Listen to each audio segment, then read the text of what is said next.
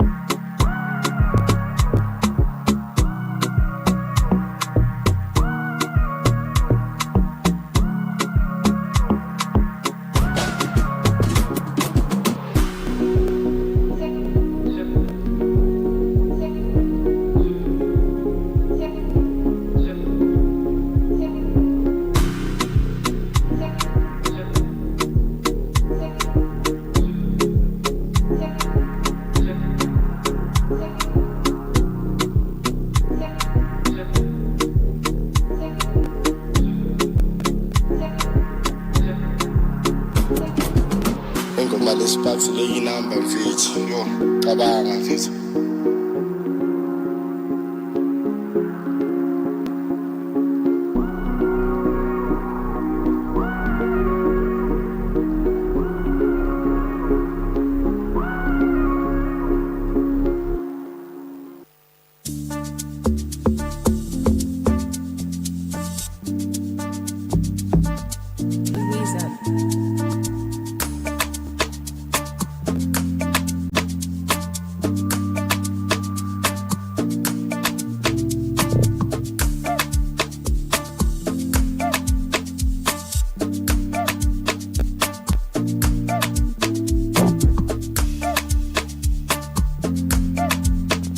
Hello. Hello, good morning.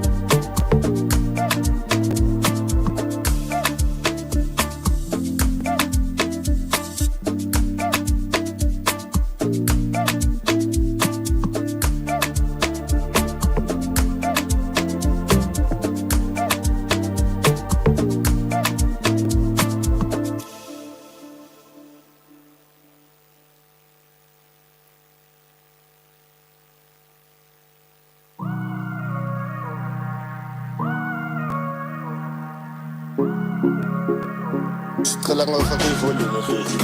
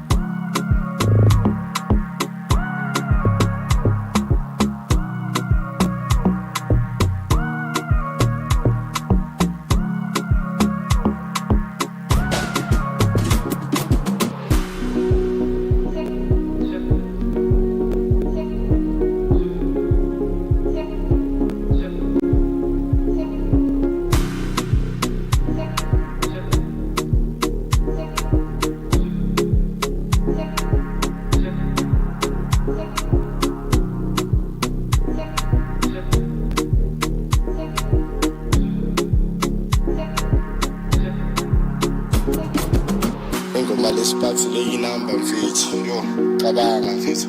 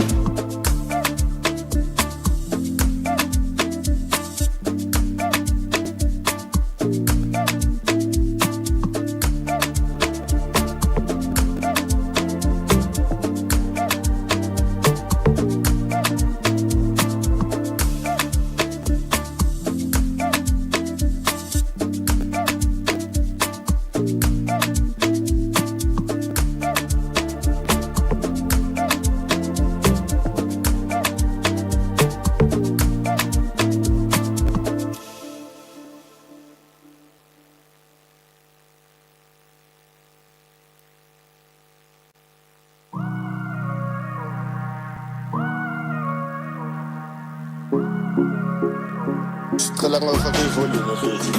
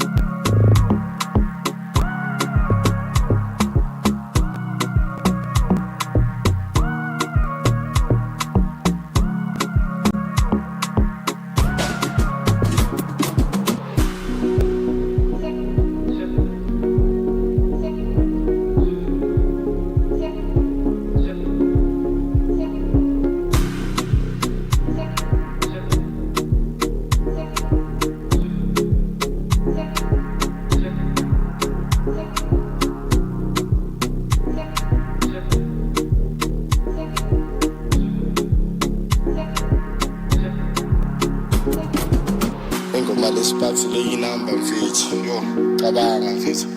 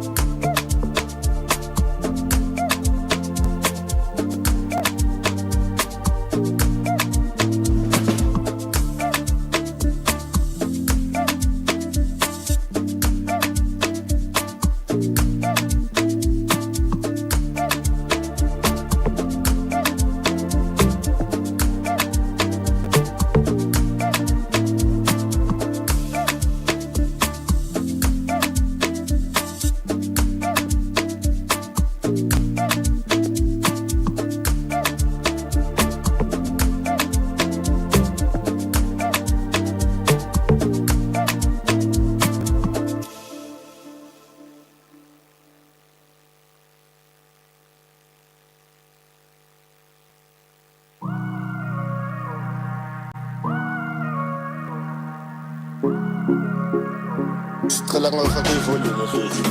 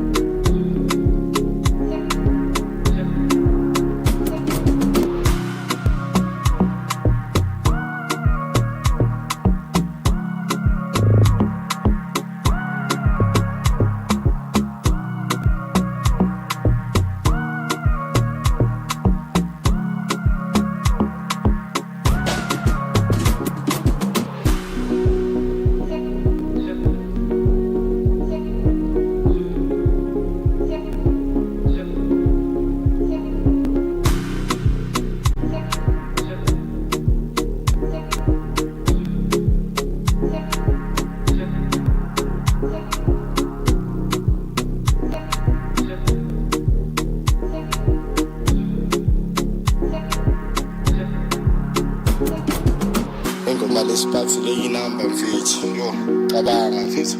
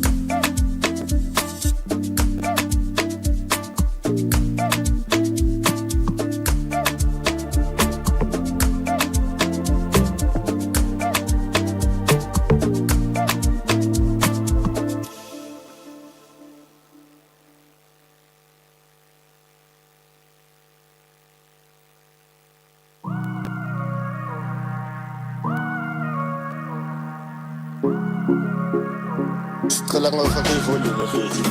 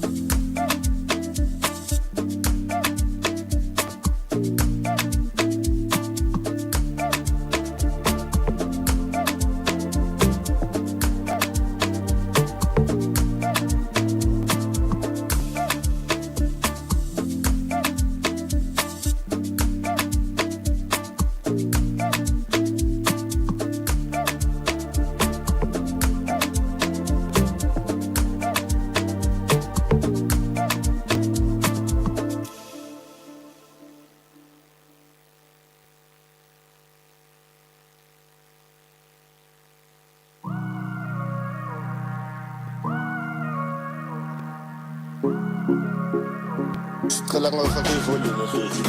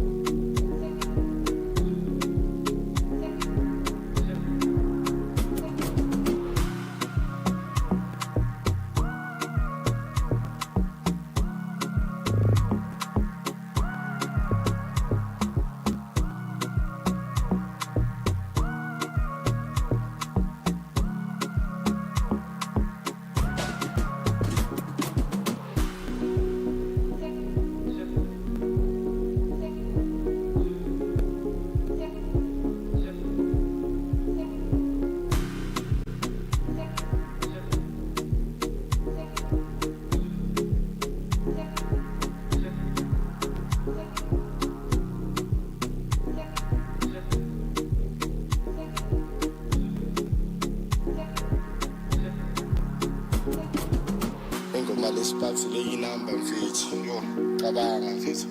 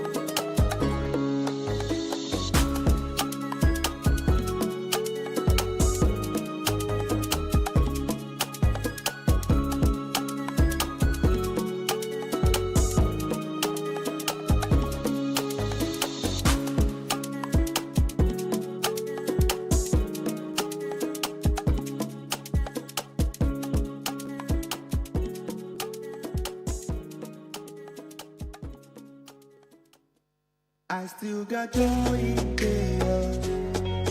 I've got peace that makes no sense. Now I won't be going under. I'm not held by my own strength. 'Cause I've built my life on Jesus. He's never let me down. He's faithful through every season. So why would he?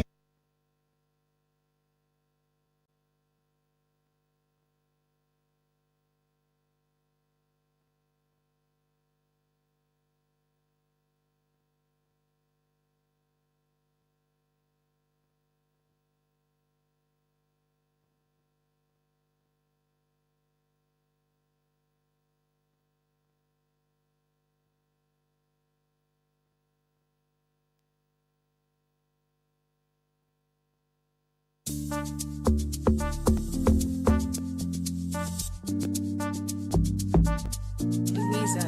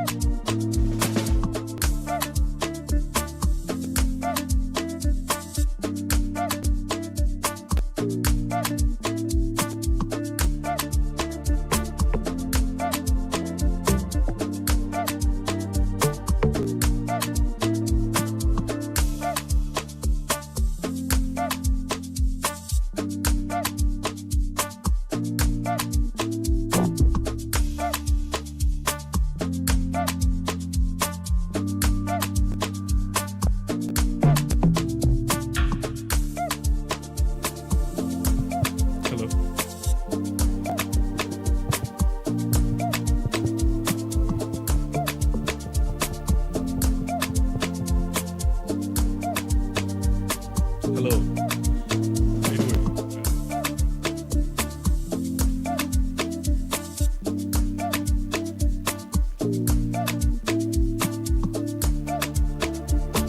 Hi. While we wait for the microphone to start working, I'd like to welcome all of us to today's session. Good morning. Oh, others did not respond. Good morning. All right. So for the ushers at the back, if you could please ask those outside to join us inside. And we'd also be happy if you could fill the spaces in front of you, just so we don't have any empty spaces. Then those who join later can just file to the back. Thank you very much. You agree with me that it's been a wonderful week, a nice conference, a lot of things to learn, a lot of things to discuss, and wonderful networks to build. From Wednesday, we've had amazing presentations, plenary sessions, etc. Yesterday was equally exciting, and it was also interspersed with some good exercise, so we do not remain dormant in our seats. Today promises to be exciting. In plenary sessions, presentations from renowned researchers, and also discussants who are well versed in their areas of expertise. We'd like to encourage all of us to be very participatory in this. Just to run through today's program, we would have a plenary session from 9 to 9:45, and then we would have another session until 10:30. We plan to go for tea break, but depending on how the time works for us, we may have to either cut it short or skip it and push it elsewhere. I hope we don't, so let's all be in good time. Then we'll come up with the breakout panel sessions. We'll get back with some plenary discussions as well before we officially close the conference. Without wasting any time, we would want to go on to our first plenary presentation, and it's on climate and disaster risk finance and insurance. The presentation would be done by Professor Dean Carlan, and the discussant would be Professor Felix Ankoma Asante. I would introduce Professor Asante, and then he would introduce Professor Dean Carlan. Professor Felix Asante is a professor of agricultural economics at the Institute of Statistical, Social and Economic Research here at the University of Ghana, where he has been for the past 21 years. He has conducted research and also published extensively in critical economic and developmental issues. He's the immediate past director of ISE and currently the Pro Vice Chancellor, Office of Research, Innovation and Development, University of Ghana. He had his secondary education at Presbyterian Boys Secondary School, Legon, continued to the University of Ghana, where he had both his Bachelor of Science and Master of Philosophy degrees in agricultural economics. He continued to the University of Bonn in Germany, where he attained a PhD in agricultural economics. Let's welcome Professor Felix Asante as he introduces the presenter for this morning. Yes, but you can come and introduce him and then, yeah. Oh, let's appreciate him, please, yeah.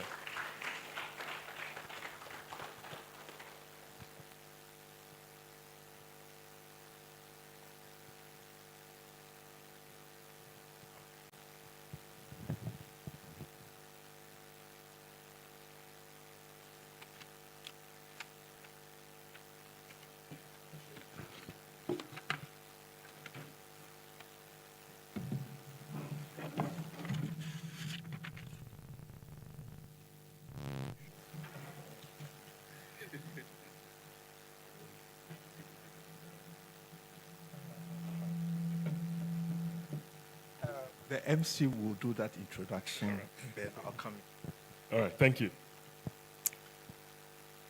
Okay, so Professor Dean Carlan serves as the agency chief economist and leads the USAID's Office of the Chief Economist. He's also the Frederick Essard Nemes Distinguished Professor of Economics and Finance at Northwestern University. He's the co-director with Professor Christopher Udry of the Global Poverty Research Lab at Northwestern University. He's also the founder and former president of Innovations for Poverty Action, a non-profit organization dedicated to discovering and promoting solutions to global poverty problems. Professor Carlan also previously served on the executive committee of the board of directors of the MIT Jamil Poverty Action Lab, what we know as JPAL. In 2015, he also co-founded Impact Matters, a non-profit dedicated to estimating and rating impact of non-profit organizations in order to help donors choose good charities and to promote more transparency in the non-profit sector. His research focuses on microeconomic issues of poverty, typically employing experimental methodologies and behavioral economics insights to examine what works, what does not, and why to address social problems.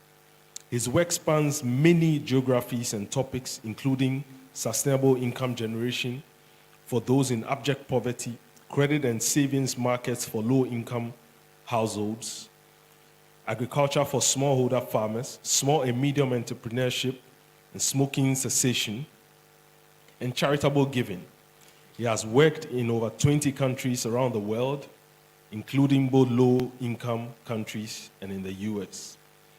As a social entrepreneur, he co-founded StickK.com, a website that uses lessons from behavioral economics to help people reach personal goals such as weight loss, smoking cessation, through commitment contracts. In 2011, Professor Carlan co-authored More Than Good Intentions, How a New Economics is Helping to Solve Global Poverty. In 2016, he co-authored Failing in the Field. In 2018, he co-authored The Goldilocks Challenge, Right Fit Evidence for the Social Sector. And in 2020, he co-authored the 3rd edition of an economics principles textbook, Economics. Professor Carlan received a Presidential Early Career Award for Scientists and Engineers, an Alfred P. Sloan Foundation Fellowship, and a Guggenheim Fellowship. He was awarded Distinguished Alumni Awards from the University of Chicago Booth Graduate School of Business and the Duke University Talent Identification Program.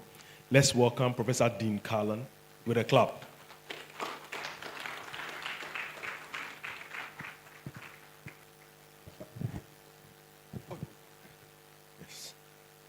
Good morning once again, and thank you for the introduction. I don't know where you got that background information.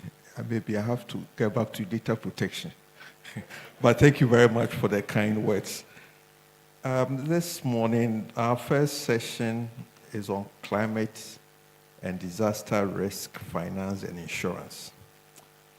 We hope to examine the financial instruments and strategies that aim to improve the financial preparedness and resilience of individuals and societies against natural hazards. So this is a broad area that we are going to have our discussion. The presentation by Professor Carlan will focus on empowering the unpowered, the wonky fight to protect rural households and global climate.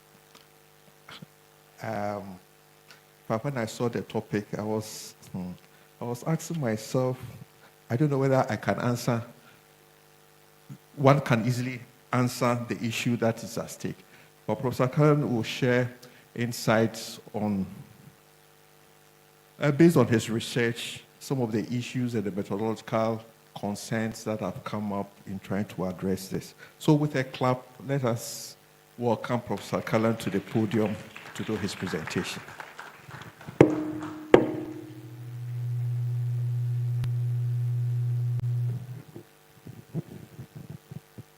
Great. Hello, everybody. It's a real honor to be here. It's actually a real thrill in particular to be here at ISER, a place that that I've been coming to for years through my partnership with Chris Udry, who many people know, who pioneered a lot of the work that I'm going to be talking about here, and and I know in his early years spent a year here at ISER back in 1996, I believe it was, and that year of his very much influenced me through the work we've done together. So thank you, everybody. I want to a brief outline of what I want to talk about today. First, I want to talk a little bit about the process of evidence to policy. And the comments I'm going to make there are not about necessarily just finance. I'll discuss some applications to financial services and products. But it's actually a broader challenge that we face as academics interested in doing research that both contributes to global knowledge, but at the same time contributes to global knowledge in a way that can be used by policymakers and influence how we do the things we do as policymakers. I want to talk about 3 issues that I think are somewhat kind of pain points, some of them more solvable than others and addressable than others, that we face as social scientists. And then I'm going to share more concrete thoughts on policy and research results on farming and climate, broken off into 2 categories: mitigation, very briefly I'll talk about, and then adaptation. And the reason for adaptation is because the theme is about finance and adaptation. But I'm going to leave you with, I'm going to say this again there, but I just want to say this at the high level to leave you with a main thought, which is that finance is a means to an end. It's not an end. And so, the real goal is just understanding what is going to help make households more resilient, period. And if it's finance, great. If it's not finance, so be it. And so with that thought, I want to share with you a bit broader than just mere finance, thinking about social protection more broadly and what policies we've seen in social protection. And in particular, it's for a very simple, obvious reason. which is a lot of social protection does implicitly include savings as part of it. In fact, one of the things I'm going to share with you has savings at its core. And it's because credit and insurance can be very expensive in developing countries, or even infinitely expensive. And when you see that, it takes, I think, of one of two paths. One is, how can we get that price down? What is going on about product design and markets to make that price so high? The other is, maybe that's not the right product. Maybe we should just be working better on savings and seeing how to promote more savings in order to help address resilience. So that's kind of the motivation for why I'm going to talk a lot more about social protection rather than sounding like a banker and sitting here and talking about products. So the three pain points. The first I'm going to refer to as the catch-22 of external validity. The second has to do with how we map global evidence base to local policy. And the third is a herding cats problem that we face as academics when we want to aggregate up what are we learning, not just from one study, but from the collection of work. So the catch-22 of external validity is the following basic problem. We want our research, if we do an evaluation of something, we want that lesson not just to tell us how we did in that context, but we want it to guide us moving forward and guide others in other contexts. Right? And in fact, one of the things, I'm here officially as a professor of Northwestern, but as was explained in the introduction, I am also chief economist of USAID. And one of the things that I have been saying repeatedly while in USAID, and I've said this before USAID too, this applies to any donor really, is you should never do evaluation in order to look backwards and ask, how did I do? It should always be done to look forward and ask, what should I do next? And not just what should I do next, but what should other people do next? What should other donors, other policymakers, et cetera? And if you're not feeding into that conversation, probably is the case that the money you're spending on that evaluation would be better spent on more programs, even if it's just handing cash out to people. That's probably a better use of the money than an evaluation that doesn't help inform future decisions. Okay, so the catch-22 problem is, whenever we do an evaluation, we want to understand in a very broad way two things. Did it work, and why? That why requires more nuance, more challenge. And if the program is very broad and applies to lots of people, then it's that much harder to answer why, because it's going to work differently for different people. It might actually work for some and not work for others. It might work for some, but for different reasons. And so it's not so easy to say, oh, this is why the program worked. And that's even more true when programs do lots of things. Maybe it provides a loan, but also provides training, also coordinates people, and helps put together farmer groups, for instance, if we're talking about agriculture. So it does all of that. And then someone says, why does it work? Well, I don't know. Was it one of those components? Well, what happens with people who are already connected or not? All sorts of things complicate that why. Okay, and so the catch-22 is that when we have a very broad program that hits lots of people in a very kind of representative way, in a sense, we have more external validity because we know that this was a widely available program. It generated a good treatment effect. And so we feel like if we move into another province, another area, another country, we had a very wide set of people that were very representative. So we really learned a lot that was not a highly selected set of people. And so we think that this might apply in lots of other contexts. And it was doing a lot of things that could be done in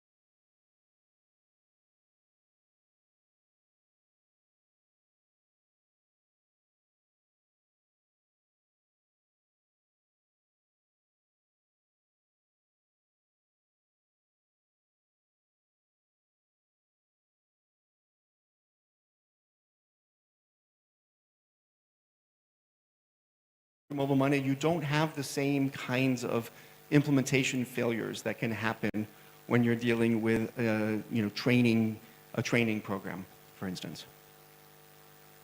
Okay, so what have we done here? We have 114 papers that come from 72 randomized controlled trials.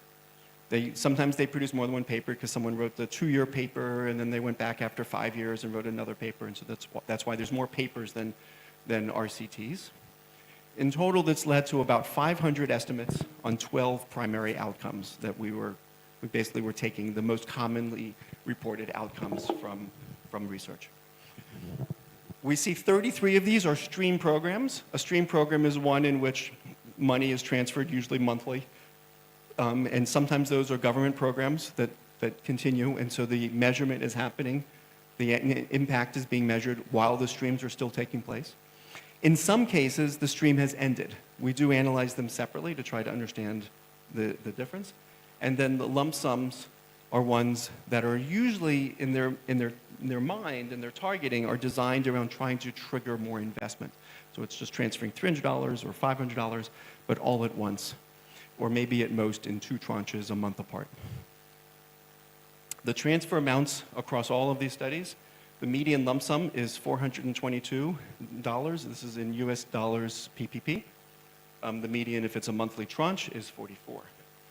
And the average timing is 21 months, but 90% of them are between 6 months and 4 years. So we will measure short run versus long run, but for the most part, long run means up to 48 months. There's like a few studies that go past that, but that's it. The paper is now on my website for anybody interested. If you go to deancarlin.com, and that's my academic website.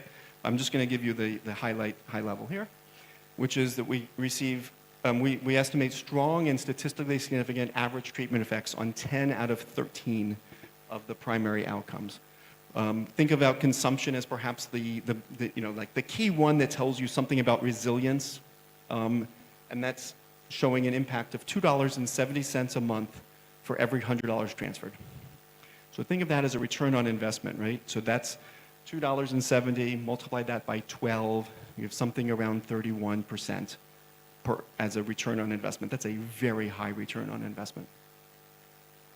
We see positive impacts on income, total assets, financial assets, labor force participation, food security, child height for age, school enrollment, psychological well-being. And we do have, there's nothing we find negative on, but we do find null but positive point estimates on stunting, weight for age, and hours worked. There's a few really important results embedded in here. One is on the labor force participation. One of the worst things we've ever done as economists is teach economics 101 by putting up graphs that show a labor-leisure trade-off as if whenever you have more money, you always work less. Okay? We've done real harm to the world. At some really large scale, sure, that's true. For poor households, that is not true. Over and over and over again, we find the opposite. Empower households with economic resources, they work more, not less. So you need money to make money. You need money to have a job. You need money to invest. You need money to eat, to have the calories in order to work. Over and over again, we see that if resources are provided, these fears of, oh, well, then people won't work, wrong. Is it true in the United States? Actually, yeah, there's some evidence of that there. It's not as bad as some think, but it's mixed. But that's a wealthier context. So I really look forward to the day Ghana has that problem. Right now, it does not.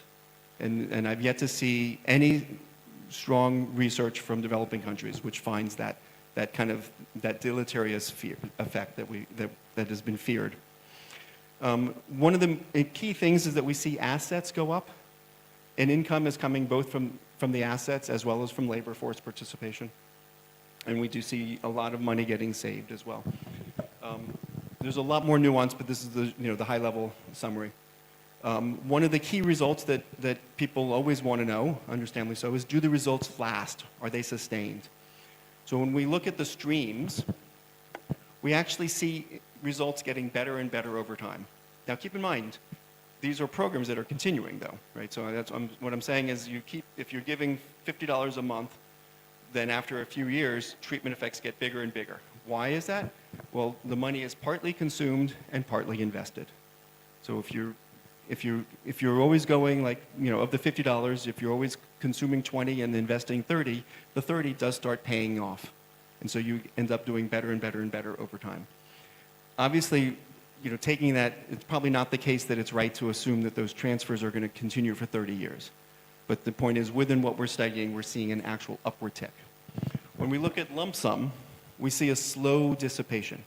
And lump sums behave very similar to streams that have ended. So once the stream ends, if it was $50 a month for a year, and then we jump another year later, it actually looks and behaves a lot like lump sum. Those look very similar.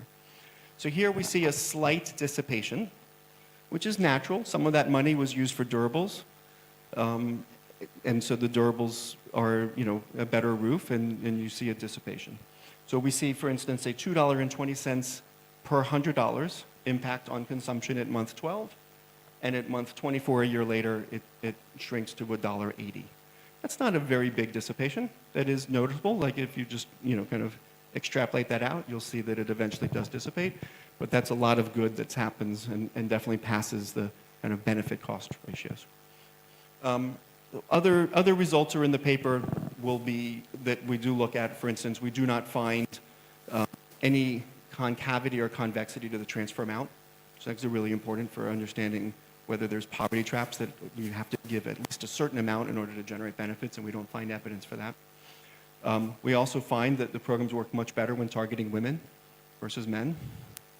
And they find them a little bit better when they're framed and talked about as some way of promoting child health and child outcomes. No obligation, no condition, but just kind of a little bit of framing and talking about that. That's a little bit better, not a lot, but whereas the gender targeting women does make a noticeable difference. But is cash enough? Can we do better? Right? Those results are dissipating. Are there other ways of helping to on-ramp households to economic inclusion that provides, and this is the link back to financial services partly, that also bring them into more of the financial loop by providing access to savings as a key conduit to then help generate income, generate a livelihood, but also give people access to savings and get them in the loop of using financial accounts in order to move money over time within their household. So this is a set of programs referred to as the graduation model, or sometimes called Cash Plus, or sometimes called Economic Inclusion. Has a few different names. It's somewhat similar to the LEAP program here in Ghana that the government runs. There are some, I'm not sure exactly the differences, but there's a lot of similarity to it. This is one that we did test in northern Ghana as well as other countries. And the key program has life skills and some coaching. So there's a lot of human interaction in that. There's some effort to try to figure out how to digitize this component. There's an asset transfer. When we originally did it, it was like 2 goats and 2 sheep. In cases now, it's more likely to be about $300 US is often what's transferred. There's technical skills training about the asset. If it's goats in northern Ghana, you don't need to teach people anything, but if it's other things, then sometimes there is some technical aspect to what that livelihood is and how to make money with it and how to do it safely. Then there is access to savings, different forms in different places. A lot of times, if it's very rural and the financial services are not there, it is helping to build savings groups, informal savings groups. In other cases, it's mobile money, or it's actually a formal bank account. And then there's usually some consumption support that lies at the heart of the program in the early phase. And part of the logic of that is to help make sure that the household has sufficient food to eat in that initial phase of the program. So we've tested this, the initial round of tests. We've now seen about 30 more of these. We're in the middle of trying to do a paper that's similar to the cash paper, but on these papers. There's 8 that were the initial set, 6 of which went into a paper that I'm about to share with you, and then there was a Bangladesh site that was the earlier one done by Brock, and then there was one that was delayed that we did in Yemen that was delayed because of the civil war. So this just shows you the average results. The dark blue is 2 years after the asset was transferred, and the light blue is 3 years. So end line 1 is EL1, EL2 is end line 2. And the thing to take away from this is that everything got better. So per capita consumption, this is all in standard deviation units, per capita consumption went up. And here's the other kicker. Notice that there's really never much of a gap from the 2-year to the 3-year, except for this. So I'll talk about this in a second. There's never much of a gap. And that's a really important aspect to this program, is that we're not seeing that dissipation from 2 to 3 years. Now, there's more work since that looks at even longer runs, but the initial results looking at 2 to 3 years past when the assets are provided and not seeing that downward slope was key. This represents about a 10% increase in consumption, 0.14, 0.12 standard deviation. Household assets also increased. Food security increased. Total amount borrowed, this is not a good or bad outcome, to be clear. It's just an observation. It was something that was of interest to people to know, but it's not, I wouldn't call this a good thing or a bad thing. It's just a piece of information. Is it leading people to borrow more or not? Total savings was through the roof. A little secret, this is mostly driven by Ethiopia. Because of the way they ran the program in Ethiopia, they more or less obligated people into savings in a more forceful way in that program. By telling them that the asset that was transferred, the $300, that they had to, quote, pay back to their own bank account. They called it a loan, but they did make it clear that it's actually their money, and if they don't do it, it's okay. They still just get their money back. But yet that really drove, as far as we believe, people to put tons and tons of money into the savings account because someone was coming along and telling them the $300 divided by 12 every month, you have to put this in. And so we see this big spike here, and then, but then they did start withdrawing the money and using it for other things. That's a good thing. Total time spent working, this is like what I mentioned before. Here you have an income transfer, asset transfer. People, if you believe Econ 101, that you would say, oh, they maybe work less, but no, we see more work. And physical health went up, mental health went up, and the political index was actually interesting. There was nothing about the program whatsoever that was trying to encourage political engagement, but it just shows if you bring people involved in the markets, getting them more involved economically, that also involves them in the community and leads them to do things like a typical question that was part of that index would be like, did you attend a community meeting? Did you speak up at a community meeting? Things like that. We've seen now a new generation of these. We've been adding more work on mental health. There was a lot of questions asked about, well, did this program work for everybody, or did it work differently for some? And what might hold households back? So in Niger, we did a study that included a fairly strong psychosocial component, and actually dropped out the cash transfers for some. And so the first thing to note here, these are all relative to control. And so this is, the control is, that's weird, sorry. The control is blank. It says it here, but ignore that. This is the capital. This is what's called psychosocial, and this is full. So this is the capital arm. So this provided savings and a cash transfer, large cash transfer, and the training. This provided savings, some technical training, no cash transfer, but then a very strong psychosocial component that was a movie that had, it was like a documentary, but with actors. So it was more like a soap opera, but it told stories of individuals that to try to create role models and build and shift norms about what the role is for building livelihoods. One of the most important things, for instance, here was there was a norm for women in Niger that said, in these communities, that starting your own livelihood, like you shouldn't be selfish, you should be acting for the community.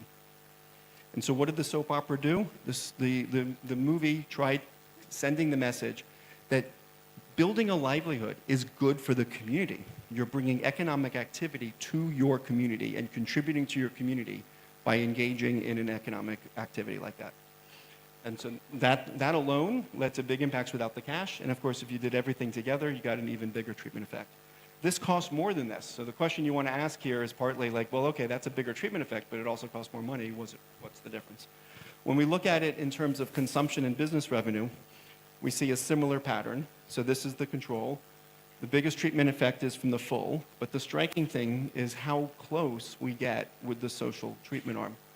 Very close in terms of the treatment effect. Same thing here in terms of consumption, very close. And so what does that actually mean? At the end, the psychosocial treatment arm actually did the best because it was cheaper, so you could reach more people with it. Although per household, doing everything worked better. This gets at kind of a classic problem that we will almost always face when there's programs that are where the intensity, you have different levels of intensity to choose, and you have a wider population of people than you can possibly reach. Inevitably, you have to make that choice. What intensity to go with versus how many people to reach, right? It's a very difficult question to ask. It's riddled with tons of ethics and quantitative challenges. So what we need more of here in general is we need to use the global evidence base to narrow the questions. I'm sorry, that's a break. I'm now wrapping up. What we need more of is using this global evidence base, things like the cash transfers, things like even the global evidence base on the graduation program that I just shared. There's been 20 or 30 more.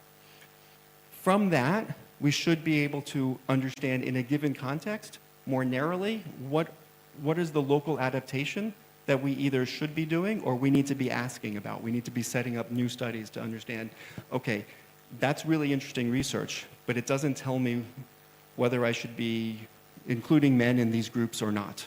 And that might be something very specific to the culture here in whatever context you're in. And so you want to set up a new study to understand that particular adaptation question. And so as a general point, what I would like to see more of in this world is more implementer, researcher, funder partnerships for iterative learning. So we have all this global evidence, and that's great. That's great for like narrowing the problem and focusing the program. But then there's still going to be some local questions that need to be answered. And some of them might be very granular, like what size group should we have? Should it be weekly or monthly, the interaction? Can we complement the human interaction of the training with the digital interaction that kind of works daily or weekly, and then the human interaction is monthly? These are very operational, wonky questions that might differ across regions, but at the end of the day, if you set up an iterative process in a particular context, you can learn a lot more. So I'd love to see more of that kind of iterative partnership that doesn't think about research as a static one-off exercise that you do in a silo and then you design and then as if these are completely separate exercises, but instead builds a robust partnership for that kind of iterative learning. So with that, I will close, and thank you very much.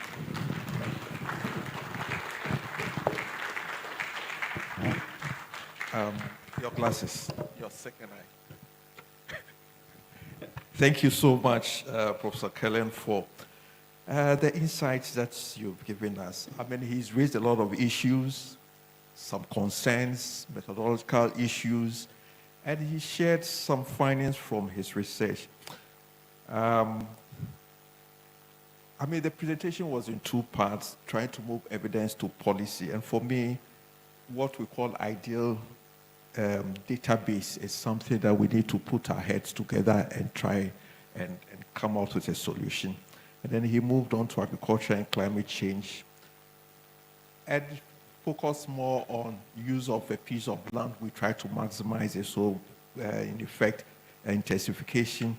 And then on the adaptation, for me, what I like most is finance is not a means to an end, but we need money to make money.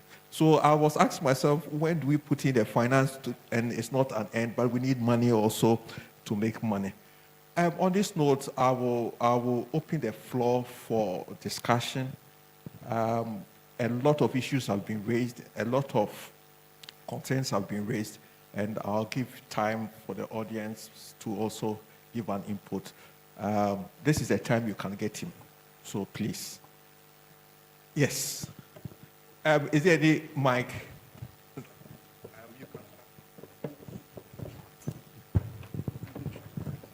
So thank you so much. It's been very exciting hearing you, as always.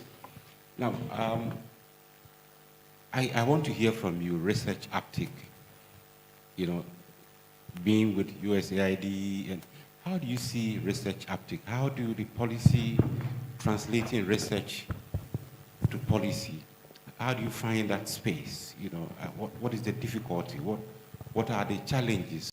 What do researchers have to do to ensure that all these RCTs, all this beautiful research we are undertaking can be used within the policy space? Thank you. Okay, let's two more before. Okay. 1, 2, 3. Yes. Thanks very much, Thomas Hope from AIR. Very interesting presentation. I want to ask a question specifically about the study in Niger and relate it a little bit to the internal-external validity question and like what is acceptable to governments.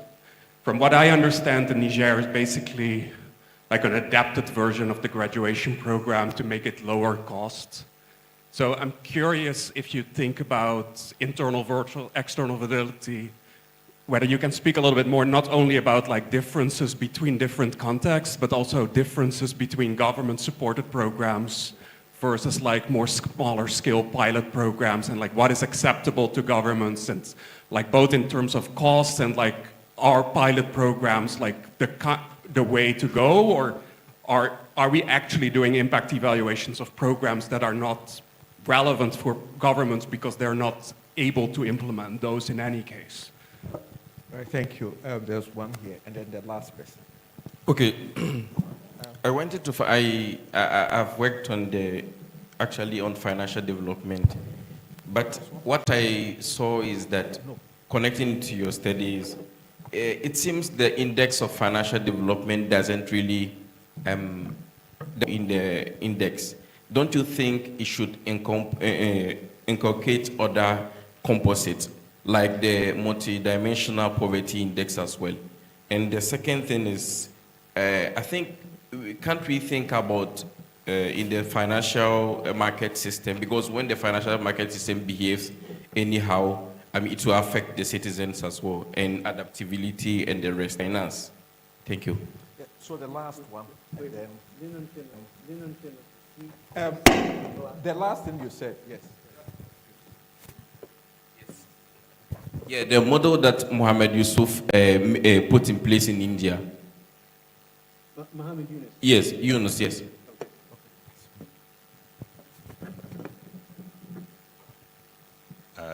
Last one, yeah? Okay, yes, hi. So hi, Dean. Hugh Sharma Waddington from London School of Hygiene and Tropical Medicine. So I'd like to pick up on so I'm really pleased to see this meta-analysis. I've been doing meta-analyses and systematic reviews for a long time. In fact, a very long time ago, I wrote a piece about why a systematic review is not a sausage, and it was based on a point that you made in a conference where you said to somebody about a literature review, I don't trust literature reviews because I don't know what goes into them, and that's why I don't eat sausages. And so my question is, so you've done the meta-analysis, which is fantastic, but of course good quality systematic reviews would contain a meta-analysis, but you can do meta-analyses without having the systematic bit. So my question is about how systematic you went about, and how systematic you think researchers should go about collecting studies, coding them and double coding them, and doing it like you're doing a primary study rather than doing a literature review. And I'd be interested to hear your thoughts on that. Thank you. Okay, so Dean, the longer you stay, there will be no questions. So if you are short, there will be more questions. Okay.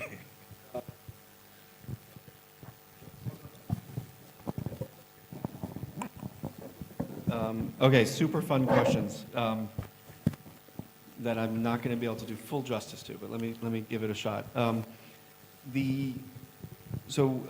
Peter, your question: how can we get research used more? How do we make that link better? So, in a sense, I look at that problem as a two-pronged problem, perhaps oversimplifying it. But one is looking at the research and saying and recognizing that there's certain gaps, and it goes to things like needing more systematic reviews. I'll come to that in a second at the end, but what I mean by that.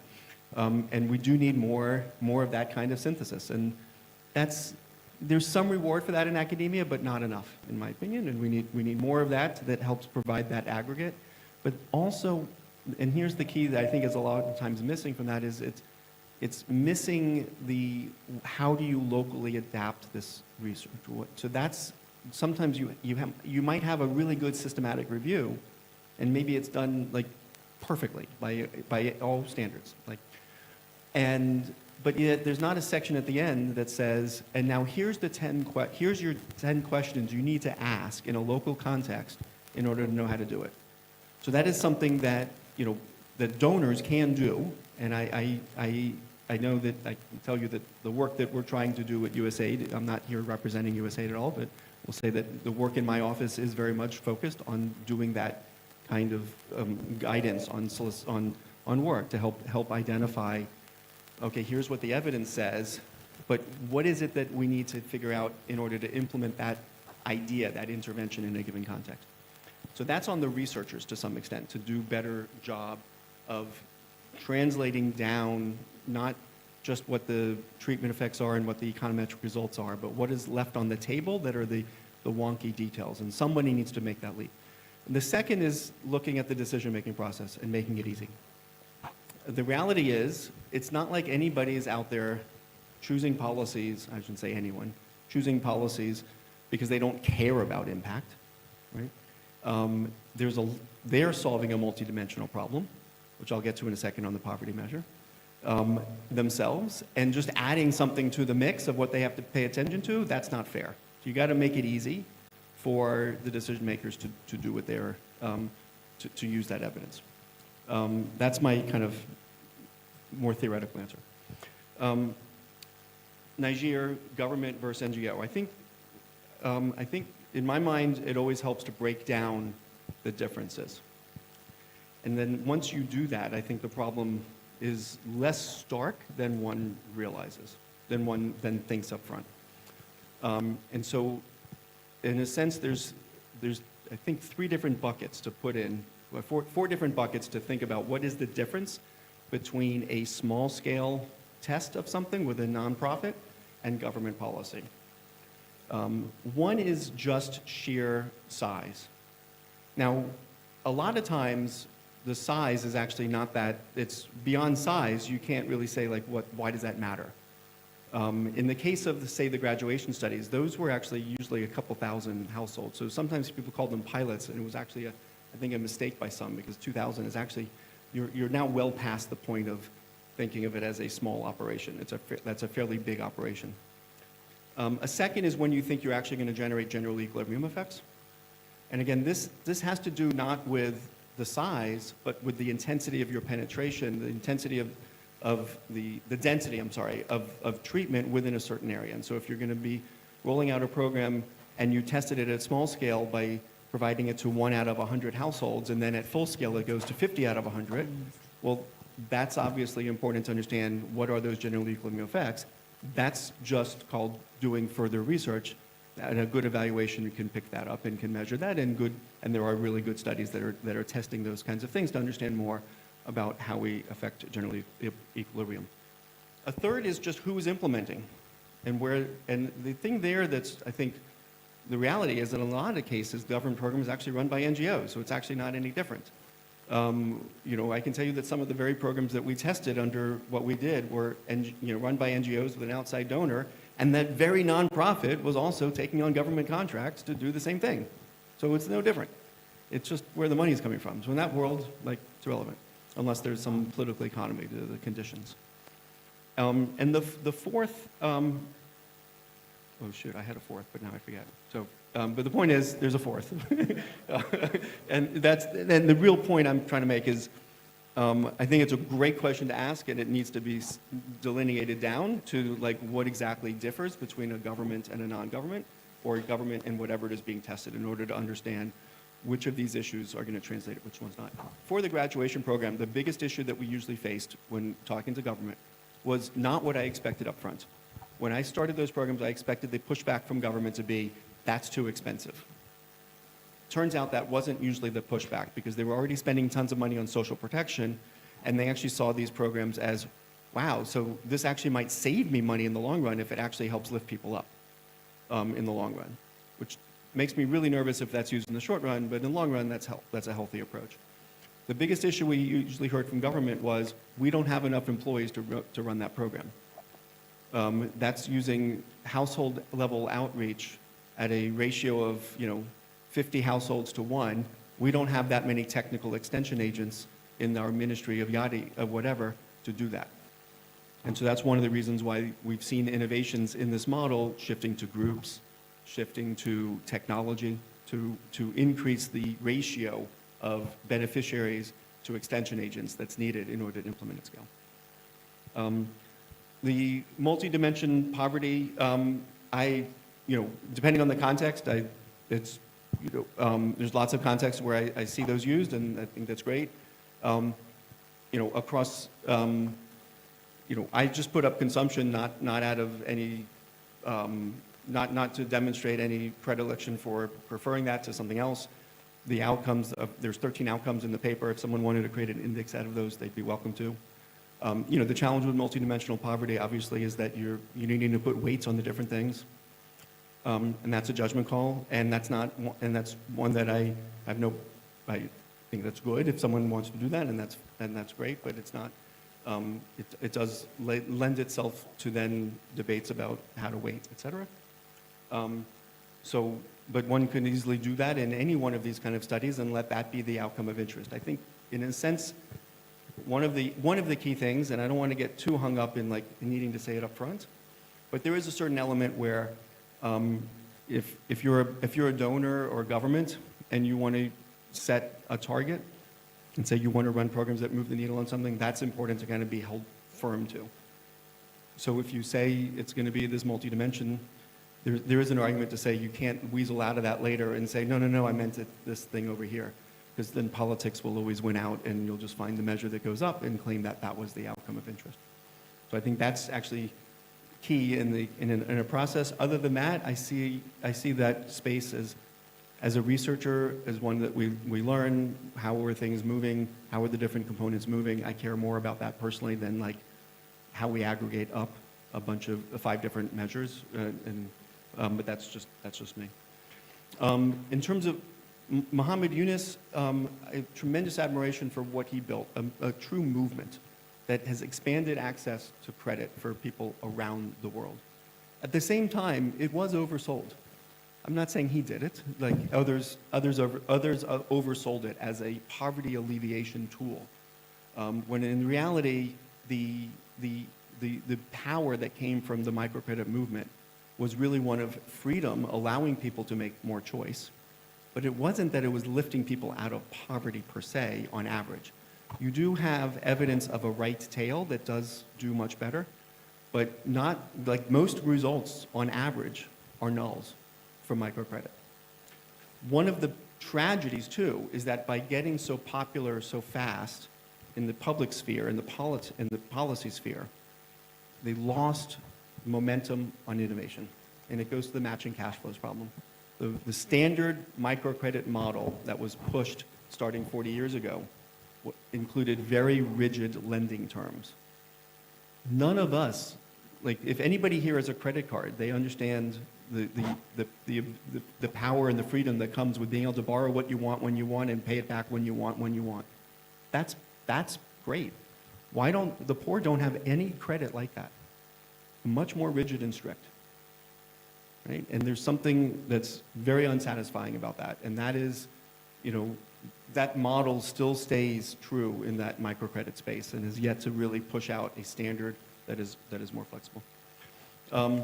Lastly, we can maybe talk later, but the short answer is, in the paper we do actually detail a very systematic process for how we included papers and what our decision rule is, as is the norm in the space. And the same thing with the ideal database. The ideal database is actually putting forward very clear protocol. If anybody wants to enter in new data to the ideal database, they have to define clearly inclusion, exclusion rules so that there's a clearly replicable process for identifying the papers that are going to be included. I would say as someone new to the space, and so I'm curious to hear your reaction, maybe it's better for later, that I do admire and appreciate the value of a replicable process, that, and there's clearly some standards that we learned about that we tried following as best as we could from that space.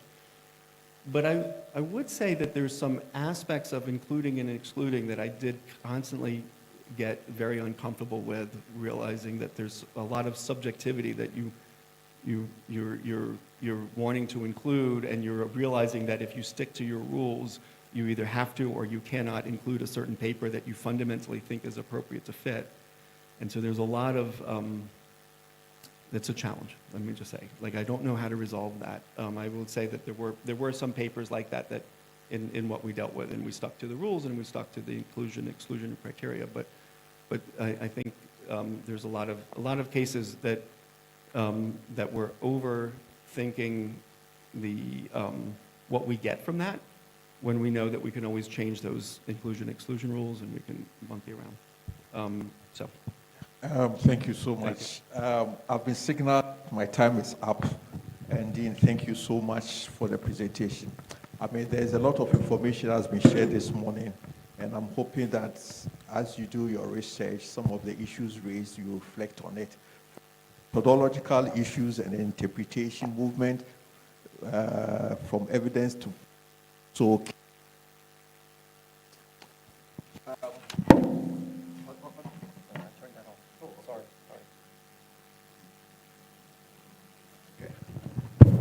So on this note with a clap, let's thank Dean for a good presentation. And Dean, thank you so much for the presentation. He's around, and please engage him. I can only continue if you are prepared to sacrifice your tea break. But I know some people are not ready, so I'll stop here. Thank you very much.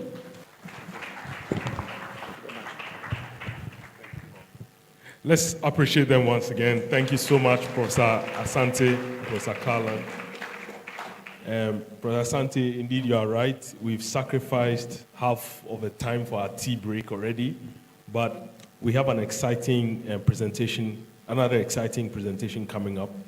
We'll be talking about building resilient food systems and adaptation to climate change. The discussant is Dr. Dora Neina. She's a senior lecturer at the Department of Soil Science, University of Ghana. Let's welcome Dr. Dora Neina. Is she here? Oh, yeah. Yes, and the presentation will be done by Professor Analate. So I'll leave Dr. Neina to introduce Professor Analate. Professor Analate, please.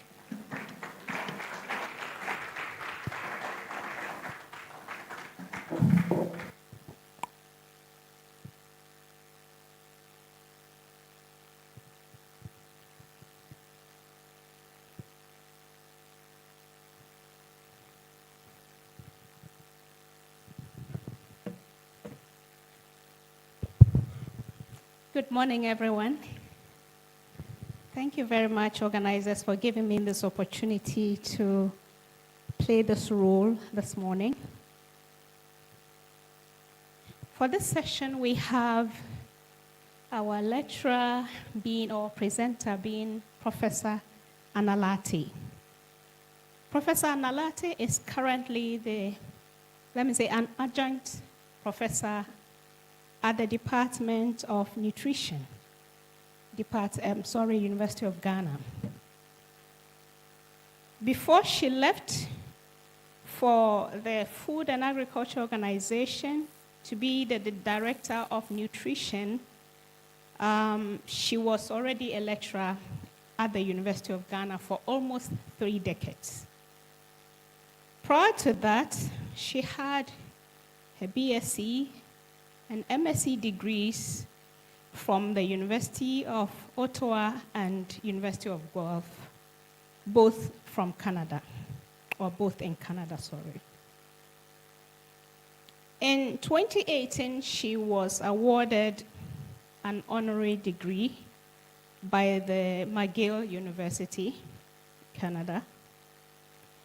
In 2009 to 2014, she served as a chair of the International Development Research Center, IDRC in Canada, being in charge of the nutrition for health and socioeconomic development in Sub-Saharan Africa. 2014, she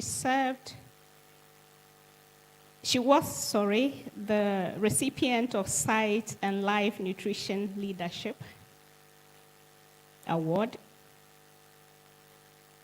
In 2013 to 2017, she was the president of the International Union of Nutritional Sciences. In 2012, she was nominated a Yokaman, that is the ideal woman, by the Manya Krobo Traditional Council. 2004, she was awarded the Best Researcher for the University of Ghana. These are just a few points about our presenter today. Professor Anna Latte, welcome to the podium. Audience, your presenter. Thank you. Thank you very much for the introduction. I'd like to thank ICED for inviting me to give this presentation on food systems. And also David, thank you so much also for inviting me to give this presentation. I'm very grateful. I have been attending the lectures this week, and I think there's one word that I learned this week, and that is intersectionality. It's a new word for me. So the director of ESE, I think this is intersectional. Because I'm going to stand here, otherwise you won't see me. So let's put intersectionality into into our podium. Okay, so I'm going to be talking about building resilience into food systems, main focus, and then maybe touch a bit on climate change adaptation regarding food systems in Sub-Saharan Africa. In my outline, I'm going to look at food systems and its external factors. I always want to ensure that we are all on the same page regarding what I mean by food systems, because now it's a major thing, and in many universities, they are actually setting up programs on food systems, and I thought that we should all come to a good understanding of this. Then I'll look at the challenges with our current food systems. Then there's a global call to transform our food systems. What are we transforming our food systems to? There are challenges. We say we should transform our food systems. What are we transforming? How are we transforming it? What are the issues around it? And then I'll talk about some actions to build resilience within our food systems, and I'll end with conclusions. So, now the world is going through what is referred to as a polycrisis. The polycrisis is defined as a recent report that came out, that's a global resilience report, is the multiple crises occurring simultaneously, which interact in ways to make the whole more overwhelming than the sum of the parts. What are the multiple crises currently the world is going through? We are under threat of COVID. We've all come out, but it doesn't mean it's over. Pandemics will come and go, and so we still have to worry about this. We have the crisis of climate change, economic crises that are affecting food prices, and then also we have conflicts. All of these, Africa is subjected to them. So indeed, we are under the polycrisis. Now let's go to food systems. What does food system? What do we mean by food systems? And I would like to use this high-level panel of experts framework, which from the Committee on World Food Security, what's a simplified version of food systems. So initially, I want you to focus on the 4 boxes in the middle, the 4 blue boxes. So we have the first aspects, agriculture and food supply chains, and here from production, storage, distribution, processing, retail, and marketing. So from the food system, there's one box here, And it even includes soils. Soils are included because we can't talk about the end product without talking about the quality of the soil. Very important. So often I tell people nutrition starts from the soil. If you have bad soils, you have what will happen to your products and ultimately the nutrition that goes into people. So that's also very important. Then we have the second box. Sorry, what did I do? We have the second box, which is the food environment. The food environment are the spaces around us where you and I as consumers, where we actually make our negotiations regarding what food to buy, why to buy it, and all of that. And the food environment is affected by availability, is it available in the proximity, the food prices. We buy what we can afford. And then promotion, advertising, all of these things influence the food that we buy, we pick from our environment. And here you see a lot of influence from private sector. Private sector with advertising and all can get us to buy certain foods. Then we have the consumer behavior. Here, this is where we make also some of the choices that influence us. The foods we acquire, the way we prepare it, and all, our purchasing power, how much money we have, the information we have, all of these will influence finally what we earn. And ultimately, it will influence our nutritional status. So the nutrition of people, and you can see how food environment, if you look at all the spaces, ultimately influencing the diet and nutritional status. So very often what nutritionists do is that we wait to the end, and then we come in with nutrition education, trying to get people to change their eating habits and eat healthy diet. It will not work. It starts right from the beginning. What you put in the food environment, how the consumer is empowered to be able to choose these foods and not ultimately nutritional status. So in simple, this is the food environment, but it's not that simple. There are also, external factors that influence food environment. Climate change is one of them. Globalization and trade, very important. Income levels and distribution, urbanization, population growth and migration, political context, and sociocultural context. All of these also influence the food environment. And I must say that, the food environment, as I said, influences the nutritional status and affected or can be affected because climate variability and exposure to more complex and frequent intense climate extremes are key factor behind some of the global hunger numbers that we are seeing. So climate change impacting on productivity within the food systems and ultimately affecting the hunger numbers that we experience. And these are just some of the analysis they've done where here we are looking at in the 90s compared to what is happening now. So what we are seeing here is that we show that the number of climate-related disaster events has actually doubled. We consume, and yet they are the poorest. It is not surprising, it also impacts the environment. In terms of food system, generate about 28% of the global greenhouse gas emissions. Agriculture and agricultural land use also account for about 25% of the total greenhouse gas emission during this period, 2017 to 2018. And also animal products somehow also can influence greenhouse gas emission. And this is based on some of the analysis that have been done here. I will come later to talk about the relevance of this for us in Sub-Saharan Africa. Food systems are not resilient. And we learned a lot about this from COVID. Our food systems are not resilient.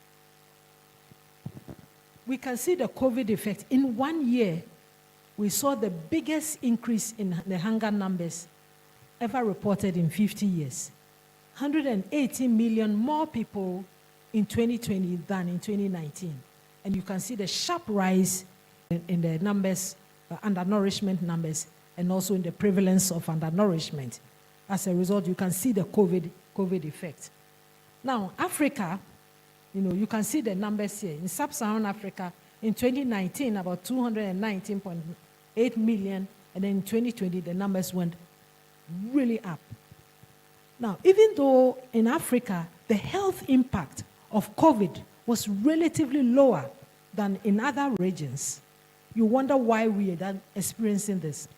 Our food systems are not resilient because some of the COVID intervention measures, that were put in place actually significantly affected our food systems and ultimately people's undernourishment. And those are the COVID intervention measures were what drove a lot of the situation that we see.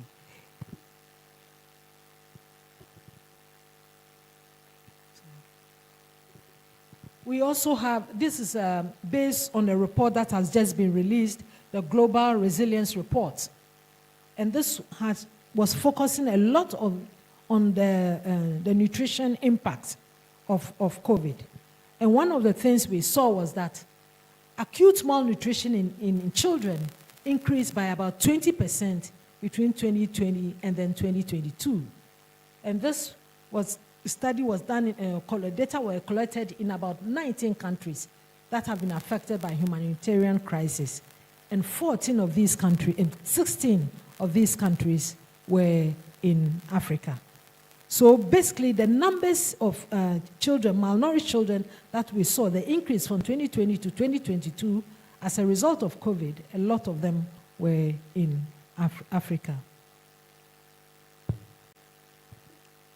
Another challenge with our food system is that our food systems do not deliver healthy diets. They do not deliver healthy diets. Again, this is a new indicator that FAO has been putting up since 2020. The number of persons who cannot afford a healthy diet. They calculate the healthy diet based on the national food-based dietary guidelines, basically saying that this is how we want our population to eat. Ghana just released her first ever food-based dietary guidelines last year. And they use those data to calculate affordability of a healthy diet. If Ghanaians have to eat according to what our food-based dietary guide is saying. And that's the process they've used in coming out, looking at the affordability of a healthy diet. And globally, about 3.2 billion people cannot afford a healthy diet. If you look at how much income they have and the cost of a healthy diet, 3.1 billion people cannot. In Africa, over 1 billion. In Sub-Saharan Africa, about 9.2 billion. And you can see what happened, the COVID effect here again.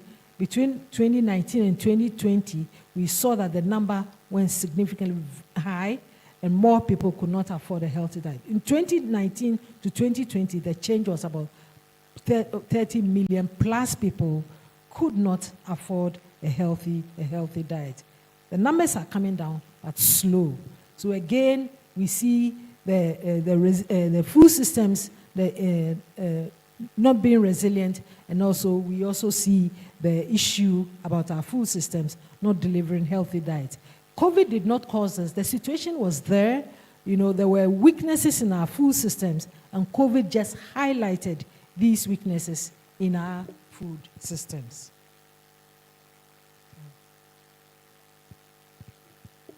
The other polycrisis we are facing in Africa is a conflict.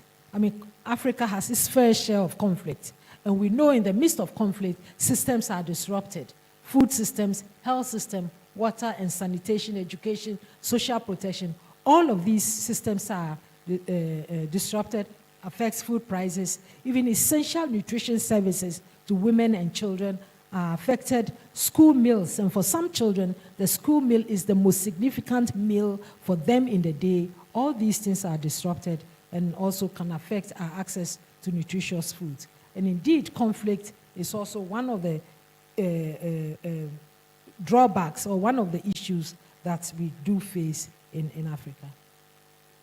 Another thing about our food systems, and this happens in a lot of countries, that we do not produce the right foods, enough of the right foods that we want people to eat. This analysis was done by the global panel. This is the guideline. If you look at a lot of food-based dietary guidelines, they tell you that on your plate, about 50% of the food on your plate should be about fruits and vegetables. But look at the way we produce food.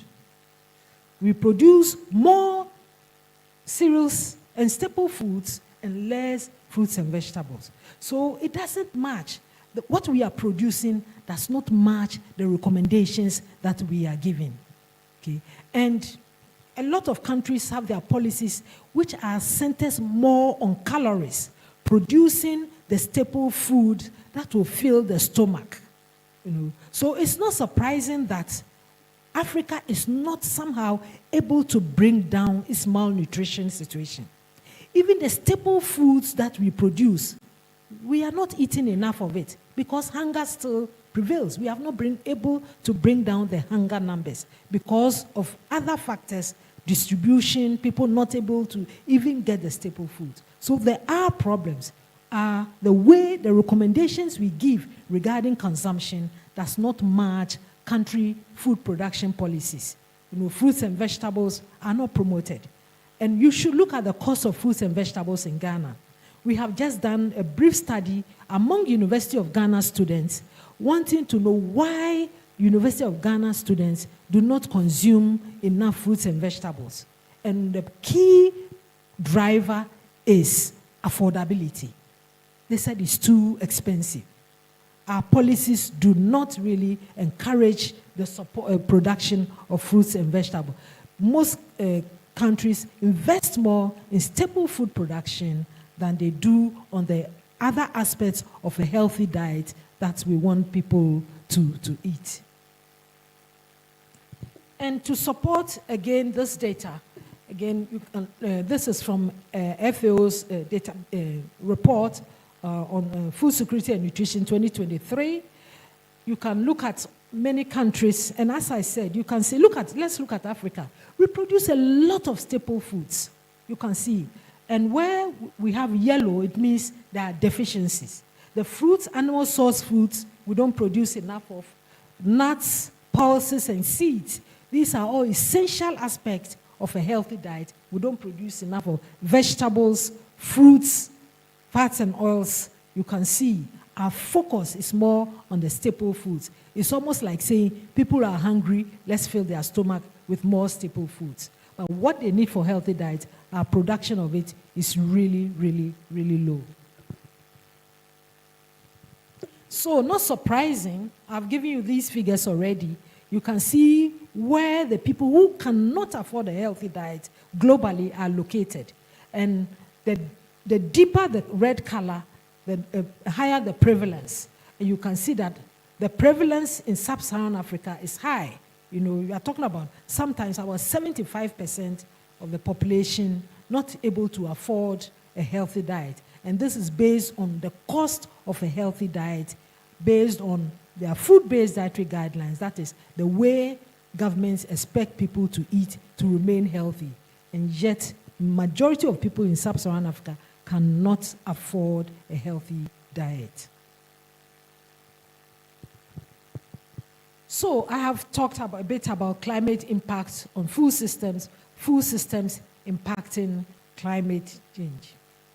You may have heard about this Eat Lancet report. This report came up in 2019. There were commissioners that were supposed to look at how we can link our consumption to planetary issues. That the way the world is producing food and consuming food is also harming the planet. So it's not helping us. We are not getting the healthy food out of it, and neither are we supporting and helping our planet. So this report came up in 2019. I happened to be one of the commissioners on this. And when the report came out, it was like either you love it or you hated it. There was a lot of criticism about it, but I think in the end, what we are seeing is justifying this. At the time this report came out, FAO was not putting out data on cost of a healthy diet. But this report looked at the cost of a healthy diet and how we should be eating, and therefore, how we should eat, how we should produce our food to ensure that human health is assured and planetary health is also assured.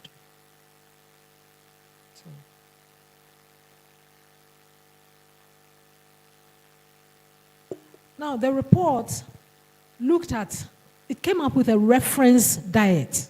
A reference diet. I haven't put the reference diet here.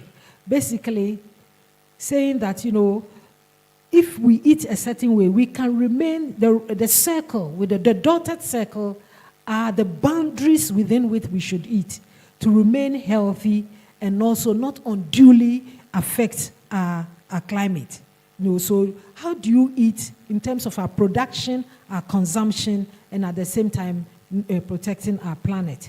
Generally, this is how, from the analysis that were done, looking at human health versus planetary health, from the analysis that were done, globally, this is how the world is eating. Now, this is really distorted. It's really distorted because it's a global figure. Now, they broke this down into various regions of the world. And this is how North America is eating. Way beyond the circle, you can see the kind of foods that are being consumed. Heavy on animal source foods and all. But what is interesting is that when it comes to the fruits and vegetables, we still are falling short because we should eat more of those than this thing. So even in this region, there is a problem. Then this is South Asia.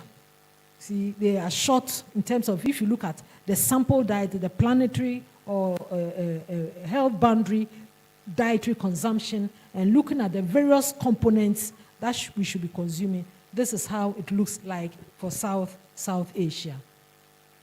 This is Sub-Saharan Africa. You're not surprised, right? You're not surprised at all. Heavy on the carbohydrate. Heavy on the carbohydrate. And we hardly are meeting the other aspects that really can make up a healthy diet. So there's a lot to be done. And it's not surprising. It's linked to our policies. It's linked to our policies. Our policies are such that we produce a lot of the staple foods and they are cheaper compared to the other aspects of a healthy diet that we want people to eat. So, the Eat Lancet report called for a transformation of our food systems. And they said we need to transform our global food system. Otherwise, we are not likely to meet our sustainable development goals and the Paris Agreement because there are issues with the way we produce and consume food. And we need to look at this. It has to do with our food systems. They said to be able to do this, we need a multi-sectoral, multi-level action will be needed, including, we need to do a substantial shift in the way the world produces and eats its food. And so we had the Eat Lancet called for the Great Food Transformation. And this happened even before the UN Food Systems Summit on Food Systems Transformation. And I would not be surprised that this work actually influenced that. Now, what are the food system transformation we are talking about? We need to make shifts in our consumption towards more healthy diets, consumption of more fruits and vegetables, nuts, legumes, seeds, and all. And then they call for a reduction in the consumption of foods such as red meat and sugar. This also caused a bit of controversy. People who have read the report, you see that in that paper, we actually put a box because we know people are going to say that in Sub-Saharan Africa, we don't consume enough animal source food, which is true. So the report is not saying that everybody should reduce their consumption of animal source foods. We are saying that in some region, the consumption is too high, and therefore they should lower it. In some regions like Sub-Saharan Africa, we are not meeting our requirements, and therefore we may not have to reduce. We need to probably consume animal source foods to be able to meet our requirements. Now, they say if we are able to make this change in our diet, what could happen? We could actually improve life, the quality of life, because we can reduce about 11 million deaths a year globally.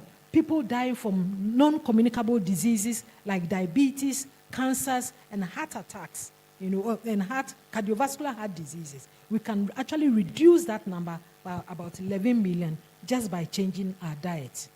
Now, I want you to see the situation in Sub-Saharan Africa. We have the situation in males, and this is the burden of non-communicable diseases, okay, globally and in Sub-Saharan Africa region. You have the females on one side, males on the other side. The top one is the global prevalence. Now, if you look at Western and Sub-Saharan Africa, you can see that we have actually exceeded that of the global prevalence. You come to Southern, the same. You come to Eastern, and then you come to Central Sub-Saharan Africa, and you can see. So non-communicable disease is actually on the rise in Sub-Saharan Africa. It's now becoming one of the biggest killers. A lot of these NCDs are diet-related, how we are eating and causing problems for us. So this figure came from a paper that we commissioned whilst I was in FAO. We wanted to know what is driving the processed food revolution in Sub-Saharan Africa.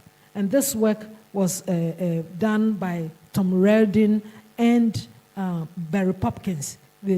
Tom Reardon, I think those in the economic field will know him. And they did this analysis looking at data and what is happening in Africa. You can see that look at the 1990s and 2010. We have not solved our undernutrition problem, but what is also happening is that we are actually now also cutting another type of problem, which is the overweight and obesity prevalence. And you see how the continent is getting deeper red as a result of NCDs, overweight and obesity. So the UN Food Systems Summit also called for a transformation of food systems. This was done in 2019. The summit has been organized, but what they called for is that we need to change our food systems and make sure that our food systems can deliver healthy diets. The way we consume our food is healthy, and also it is nature positive. That does not really affect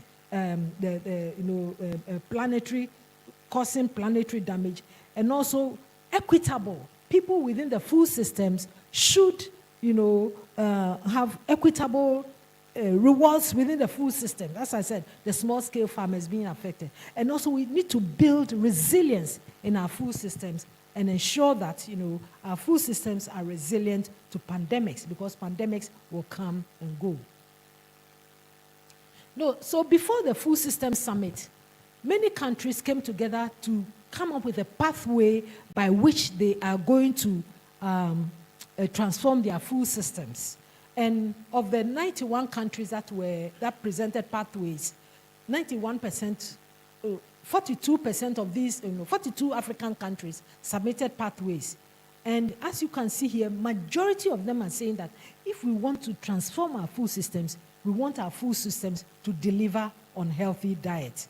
Others talked about make sure that our food systems will address issues about climate and disaster resilience, and also look at food supply chains, making them sustainable, resilient. So these are some of the ways countries want to transform their food systems to really make their food systems fit for purpose. This is based on a paper we have submitted. We are looking at transforming Africa's food systems to build resilience to deliver healthy diets. I believe that a resilient food systems that does not nourish its people will need to be retransformed. We can't transform Africa's food systems if we are not able to bring down the malnutrition and the hunger prevalence that currently exists on our continent. So these are some of the suggestions we made in the paper. We need to increase the productivity of the agricultural sector with special attention to smallholder farmers, women, and youth. Make it equitable so that they can benefit from it. Build resilience to withstand climate. And here we are talking about transforming at the food production stage. These are some things that we need to do. National agriculture policies must put attention on the production of nutritious crops, promote the production and consumption of nutritious and especially also our traditional African, traditional and indigenous foods. These are dropping out of our food system. Now there are some fruits and vegetables some of us knew as children. Now you can't see them anymore. We should support farmer-managed seed systems, and distribution systems if these ones are not available. Gender-responsive interventions. Women in agricultural systems are more susceptible to the negative impacts of shocks, and we need to look at them. I just put this as an example. This banana, some banana, indigenous traditional banana, and then we all go to the stores and we buy this. I'm aware of my time, please, I'll finish soon. We go and buy this Cavendish banana, beautiful. But just eating one of these, bananas, you can see the amount of beta carotene it contains. Just one. And you can meet your RDA for vitamin A just by eating just one of that. Whilst the beautiful one we all go for, the vitamin A content is so low, you can hardly meet your requirement. So basically, I'm saying we should put emphasis on also our traditional foods. This is also another example. Now, if you don't have gray hair, you probably don't know what this is. In my dialect in Ghana, we call it tami. Tami is sweet. You eat it, it changes the palate of your tongue. And you can drink your tea and drink your porridge. You don't need sugar. Just by taking this, you don't need sugar. Today, if you want this, you cannot find this. So our traditional foods are dropping out. All of these we think should be brought back into our system. At the food environment, we know that SMEs are very important in influencing our food environment. We need to train them. Now, I see a lot of SMEs producing sugar-sweetened beverages. A lot of SMEs in Ghana have gone into sugar-sweetened beverage. Now we have them in different colors. Yellow, red, green, orange, name them. So we really need to look at it, train them so that they can go into the healthy food. Government should also exercise its responsibility to ensure that we protect our food environment. We need to empower the consumer to make healthy food choices. Consumer, empower them, make the environment conducive for them to make these healthy food choices. And we also need to invest in social protection programs. A lot of people cannot afford the way we want them to eat. And how do we put in programs that will help them eat well, And then finally, this is my last slide. Since we've been talking about climate, I just want us to point to the fact that IPCC report says that, for developing countries, we need about 121 billion per year by 2030 or 275 billion per year by 2050 to adapt to climate change impact. And I think, in our discussions and talks and whatnot, we should be talking about the financing of, the climate situation. We cannot close our eyes to it. Yesterday, I saw the youth talking about getting the youth involved and all. They've been given small amount of money. I think we need a lot more funds to get this. And the private sector can also benefit for climate situation because when the food environment is healthy, they get good labor, they get good people to work with, and everybody benefits. The country members are healthy, we are all healthy. On this note, I'd like to say a big thank you. I think in my conclusion, please, let me conclude. My conclusion is that, food systems are under threat from our polycrisis. We've mentioned it. There's a global call for food system transformation to make it healthy and healthy for people and healthy for planet. And also, we need to build resilience into our food system to withstand shocks. And this will require action throughout the entire food system. Now I can say thank you very much for your time.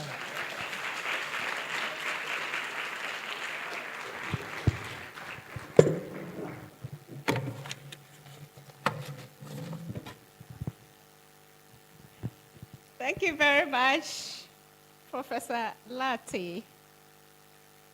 All right. Good. I think time is fast spent, so I wouldn't give any summary bullets. So just straight to the questions. Can we have your questions?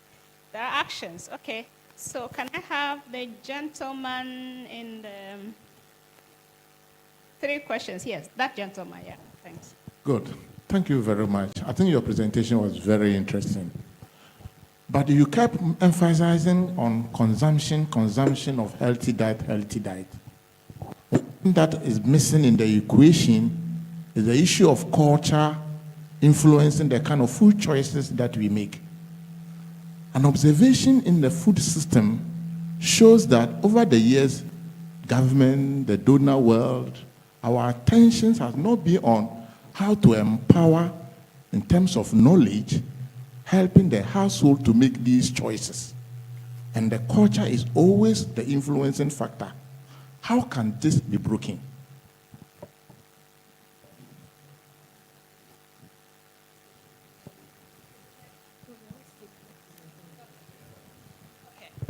Good. Yeah, please go ahead. All right. Thank you very much. I was really enjoying the presentation. Prof, please, I want to know when it comes to the food system and its transition, I didn't hear anything about our market system in Ghana, influence system in Ghana, especially on the part of environment and quality. Thank you very much. All right, the lady here.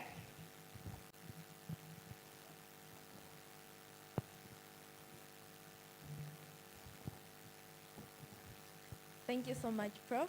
I like your presentation. I hope we'll be able to access the presentation later. So you talked about action areas to resolve some of the problems in the food systems, but I would also like you to talk about the already available opportunities that can help reduce the impacts of the present problems being faced in the food system. And also how Sub-Saharan Africa can take advantage of biotechnology, international trade, innovation, technology to tackle some of the problems which are present. So I would like to hear your thoughts on this. Thank you. Okay, we have enough questions for the moment. Our time is fast spent. So, Prof, over to you to handle the question. Okay, but for the last speaker, I didn't hear the first part of your intervention. Can you just tell me? For the last speaker, I didn't hear the first part of your intervention. Okay, so I'll just take the question again. I would like you to talk about the already available opportunities that can help reduce the impacts of the present problems in the food system, and how Sub-Saharan Africa can take advantage of biotechnology, international trade, innovation, technology to tackle some of these problems. Thank you. Okay, thank you very much. Okay, thank you all very much for the questions, very relevant. The first one was looking at consumption of healthy diets, how culture influences the food we eat, and how can this be broken.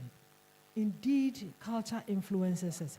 But you see, if you look at the way we eat, it's also related to the kind of activities that our people were doing.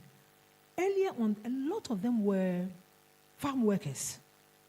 They were farmers, and they needed that heavy carbohydrate diets to be able to do their work. So very often, they will eat that kind of food and work hard to be able to go through. Things have changed. Now we've become more urbanized. People are in rural areas. They are not walking. They are not doing a lot of the things that people were doing then to be able to burn all these calories. Things have changed, and yet we still want to eat like that. And that is what is actually driving the current obesity and whatnot. You know, we are sitting in cars, we go to office, we sit almost the whole day. We don't really do that kind of thing. And yet we still want to eat the way our predecessors were eating when they were doing a lot of the heavy lifting. We are not. And therefore, that means that we should see a change in our diet. And that's what is driving. And I think that we should do whatever it is. If we understand it, we should do whatever it is to break it. Second one is talking about the influence of markets. Yeah, markets have a huge influence. You know, I talked about, if you look at the food environment, we said private sector influences it. They've influenced it a lot, you know, in terms of the cost of the foods. If you look at highly processed foods, they are so cheap. They are also convenient.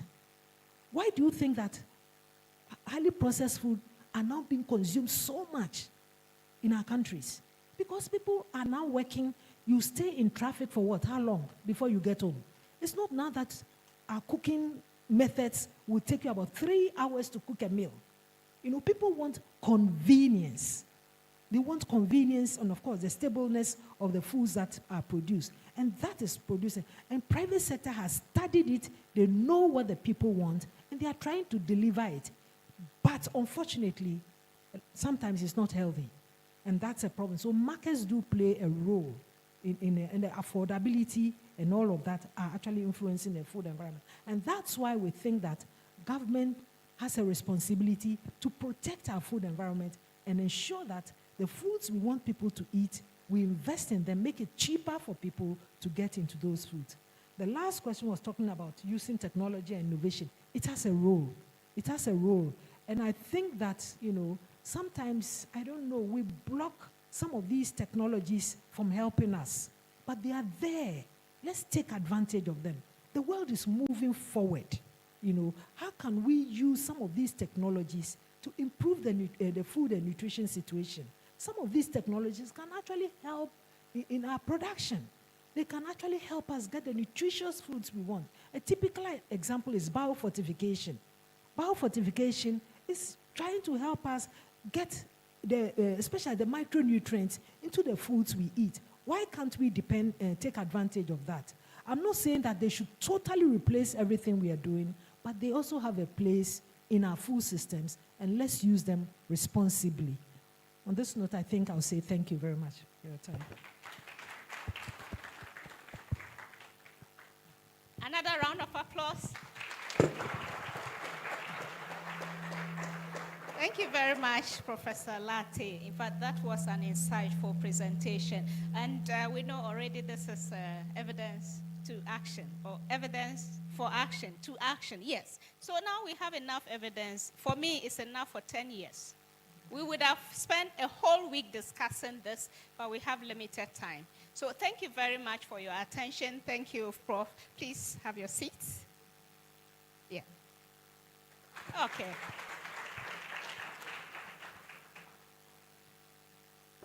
Thank you very much, Dr. Nena. Let's clap for them again. I think Professor Latte's presentation is very, very insightful, and is definitely going to inform what we put on our plate when we get for the tea break and also for lunch. So, Professor Latte, I'll be checking everyone's plate for you, just to be sure that they are picking the right things. Low on the carbohydrates, and a lot more on the vegetables and the fruits. It's also to let our caterers know that we've been armed with information. So when we get to the pagoda, they shouldn't be giving us too much carbohydrate. They should be giving us a lot more of the vegetables so that we can have a healthy diet taken. We'll be breaking out for our panel sessions. As you already know, the sessions will be in the usual rooms. But before we get there, kindly rush and take your tea, and then let's just head to the various places. I think they'll show us where we need to go to, and it's also on our program. If you don't have it, kindly scan the QR code on your name tag, and then you will know exactly where the events would be. We need to start at 11, and it's about 5 to 11. So just like you do when you are late for your flight, kindly rush to the pagoda, pick something that is healthy, at least to let Professor Latte know that what she said has fallen on good ears. Okay, then you can rush to the various venues for the breakout session. See you again at 12:15 for the main plenary session. Thank you.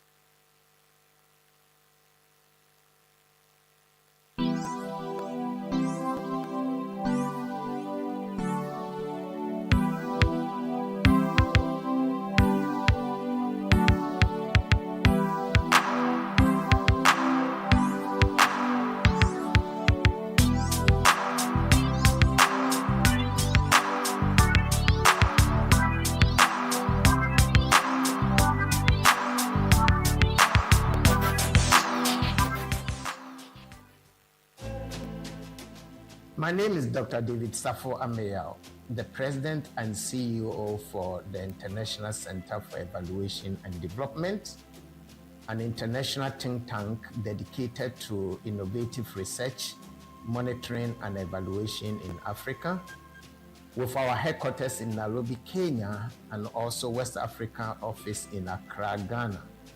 We are so happy and thrilled to have you to be part of the 7th Evidence to Action Conference that is taking place at the Conference Hall of the Institute of Statistical, Social and Economic Research, University of Ghana, from July 22nd to 26th.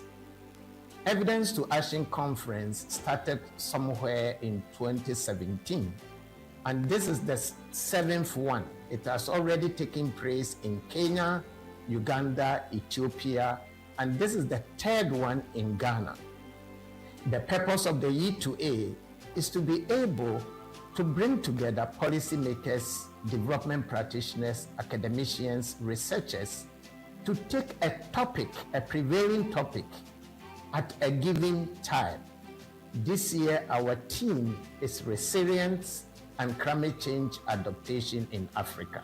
As we all can see, climate change is having adverse impacts, especially in the global south. We just finished COP28 in Dubai, and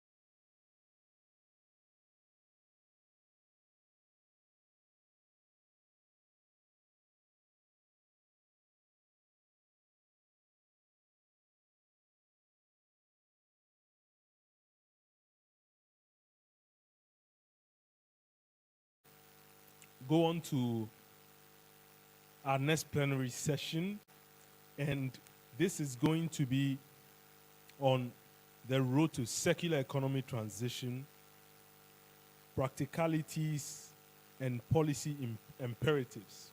Interesting terminologies here. And in this plenary discussion, we're going to have Dr. Gordon Akon-Yamga, Dr. Engineer Isahaku Ahmed, Mr. Darrell E. Bosu, Professor Peter Quartey, and it will be moderated by Dr. Justina Onuma.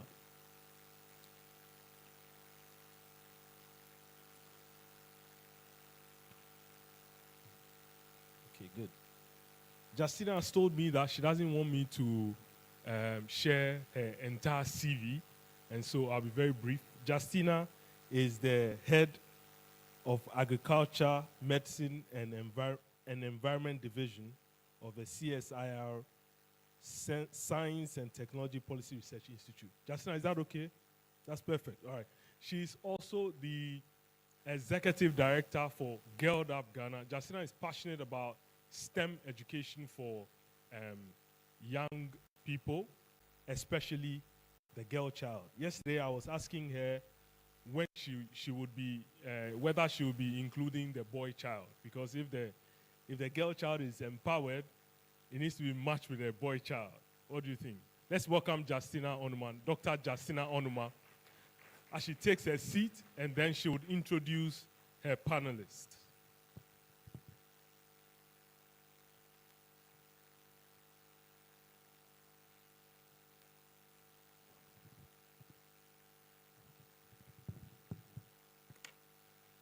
Good afternoon, everyone. Yes, I know we are inching closer to the final session of the conference, but this is going to be a very interesting session as well.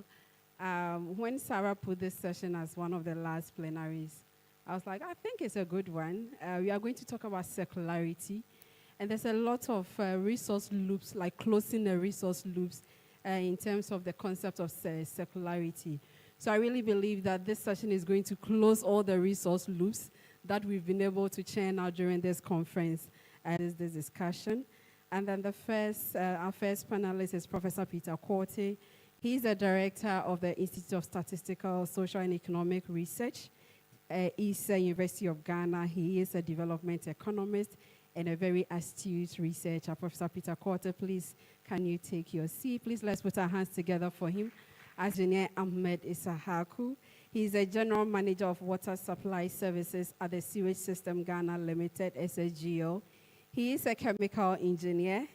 And one thing I like about him is that he's in the industry, but he's still practicing academia. He's writing, even as practicing in academia, in industry. So Dr. Engineer Isahaku, please take your seat. So please, let's put our hands together for him. He has worked over 17 years as SSGL in an industry, but he has published over 17 research articles. So I think that's very impressive for somebody who is in industry to still combine industry and research. Our next panelist is Mr. Darrell Bosu. He is the Deputy National Director of Arocha Ghana. Darrell is an environmental injustice through smarter product design, longer use, recycling, and more, as well as rigid nature. So as we say, circular, from where you start, you come back. So it's like a circle. We don't throw things away. We make sure they last. And actually, I have a graph, or as an economist, I like pictorial things. So I have something, if they can just show it for you to see what it means to us, I can quickly speak about that. So basically, circular economy in terms of efficient production. So when you're producing, you make sure you minimize waste, sustainable consumption. When you are consuming, you minimize, all the things that you can do to minimize wastage. And it goes on, the process goes on. That's why we say it is a circular economy. And to me, what does it mean to me as a person, as a researcher? Growing up, we know that whatever we buy, be it an electrical item, when you use and gets faulty, you fix it.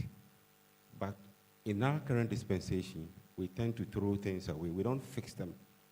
Your iron, your whatever, you throw them away, then you buy a new one. This is what the circular economy tries to unwind. Same with any other thing that we use, recycling of products. We separating our waste, for instance, that you have different containers. For waste management, if you talk about circular economy, for as long as a material still remain in use and make maximum use of it until you cannot use it again and release. This is what circular economy is about in waste management. So we can conceptualize it, but by looking at a palm tree. Now, when you look at a palm tree with a fruit, when you harvest the fruit, you can get your palm nut soup. Out of it, there's some generation of waste. The trash and then the kernel. The trash, you can bring them together and use it as fuel. The kernel, you can bring it, use the nuts also to generate another type of oil. And then the trash from the oil, you can also bind them together and then bring it back as fuel. Now the tree itself, the palm front, you can make use of the leaves. You can make use of that small thing that we use for the broom. You can also use the tree itself. When it's getting old, you can bring it down, bring palm wine from it. So long as this palm tree remain in use, make maximum use of it, at the end of the day, you eliminated waste from it without allowing the material to go into the environment. This is what we call the circular economy. Maximum use of it. We recycle the water, we convert the sludge, we tap the biogas, and make sure whatever that comes out is limited. It's what we call the circular economy. Thank you very much. I'm not leaving you yet. Can you describe maybe some practical projects or solutions that you are doing at SSG or that can actually put this into the right context, whether you are doing... Gather our practice. We have 3 phases of the material. We have the solid phase, we have the liquid phase, we have the gaseous phase. 3 areas.